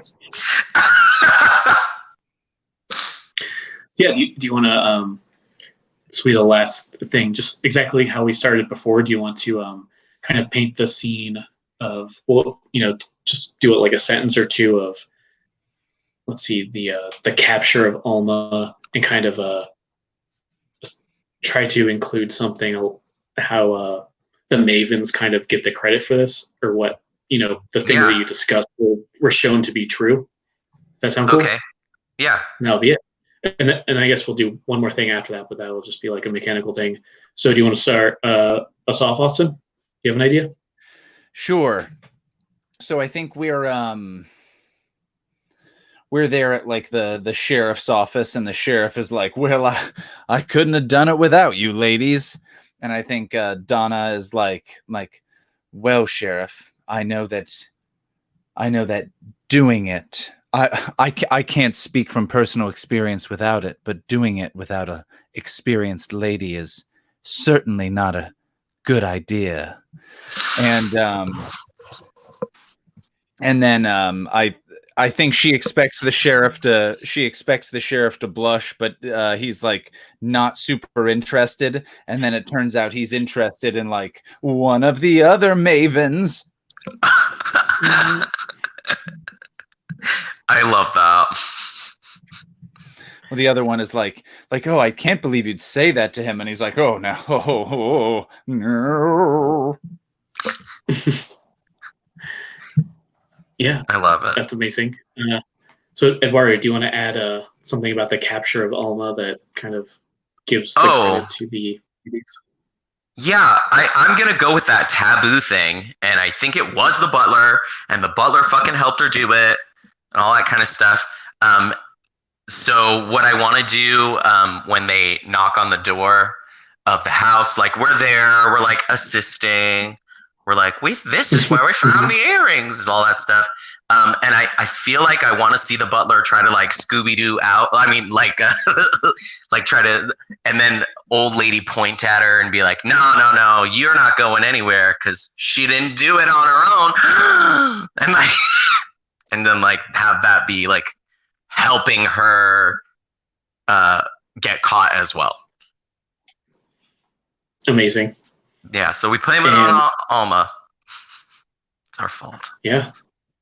And yeah, finally, Judith, Marisa, do you want to add the last one? Yes, I think that Judith has like kind of a really emotionally like unhinged moment where she sees Alma and she's just like, you had everything, a family, children that loved you, a husband that was there for you, and you wasted it all to throw it all away on some fleeting romance when other people have been with their partners and lovers for years and lost love. And Alma just has like this like crying moment. And then of course Judith looks at the police and says, you know, take her away. She's going to have to paint happy clouds in the sky somewhere else now. What? I love you. Oh, amazing. I just wanted a cheesy moment to end. No, I love it. I love you. It's like emotional to like cheese and then take her away. That's really good. Yes, the credits of this episode roll, and then we're left with just one mechanical thing to do. These end of session questions real fast. So let's start with we'll keep it at Judith, I guess. Did the Murder Mavens solve a mystery? Absolutely, right? Yeah, I feel like for sure. Yeah. So you get an XP for that. And you have another one, Mark. Did you share your wisdom with a young person this time? Okay. Is Alma younger? I guess Alma is younger. That's true. And I did share with her that she should have stayed with the love of her life, and how important it was that she had a family. So there you go. Yeah, it's a stretch, but I'll take it. Come on, it's a stretch, but it's all she's got. Yeah, I said I'd take it. And did you behave like a woman half your age this time? No, I don't think so. I mean, I wish that I had more time, and I should have, inserted myself a little bit more. But no, I don't think so. I think I could really stretch it and be like, sure, like, when I pushed Donna over, to the sheriff, I was being like the young matchmaker. I think your instincts are right in this situation. Okay, fuck you. I'll get to. Or a pimp. It was definitely a pimp moment. Take her. So, yeah, Donna, now, you definitely solved a mystery. Do you think you secretly undermined the authority of a local official? I mean, we did what he asked. So we could say that, I don't know if we'd say it secretly, but we maybe undermined it in that we showed he needed us to do it. Yeah. I think that's a little bit stretchy too, but I think I'll give you that. Because I think either that or did you show someone that you've still got it? Like, I mean, yeah, sure, that too, but that's another, like, what the hell does that mean? And we could stretch that out to whatever. Yeah. Do you think you did that one? I think I did one of those two. Yeah. Okay. That seems fair. That's my thought there. You got half of both, which averages out. Half dwarves have two half nipples. No, no more nipples. Stop it. That's my campaign slogan. No more nipples. No more nipples. The standard 8 is enough. Stop. 8 or fewer. So, all right, Guada. So you definitely solved a mystery. Did you share a memory of a late family member? I shared a memory of the kid breaking the thing. It was at a family member's house. I did say they were rich. I don't know if they were late or not. I guess they would have been older than me. Yes? Sure. I think I mapped it out correctly. Yeah, sure. If everyone's got like a stretch one, that's fine. And did you dote on somebody? Initially I tried to dote on Alma, but I don't think I did. But didn't you dote on her daughter? No, I didn't. That wasn't me. That was Donna. Oh shit! Then never mind. Mm-hmm.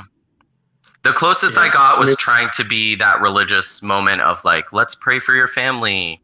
That was the closest I got. So I didn't dote on anybody. Yeah, everyone got 2 then. That worked out pretty well. So yeah, there's that game. That was whoa. Yeah, so interestingly, we only did that one move. We didn't really come into any danger or anything, which I think is fine. I think that worked out pretty well still. Yeah. Any final thoughts before I end the broadcast? That was fun. Yeah, I enjoyed it.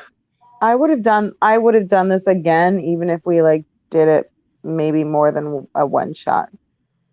Right, like to gather more evidence and take a little more time on it, because I'm sure the Mavens would have not done it all in one afternoon. You know what I'm saying? Like they would have been like, let's also check the body. Let's also check the other 2 children. Like I'm sure there would have been more steps to it. And even Austin suggested that we could have split up at one point. That would have like changed a whole bunch of stuff too, if we had taken that route. Yeah, especially in hindsight with the one shot. I'm glad we didn't though, because then I don't know if we would have gotten anywhere. So it worked for one shot. That was probably a good idea. But yeah, cool. So I'll end now. Yeah, it was fun. Yeah, I got it. I liked it.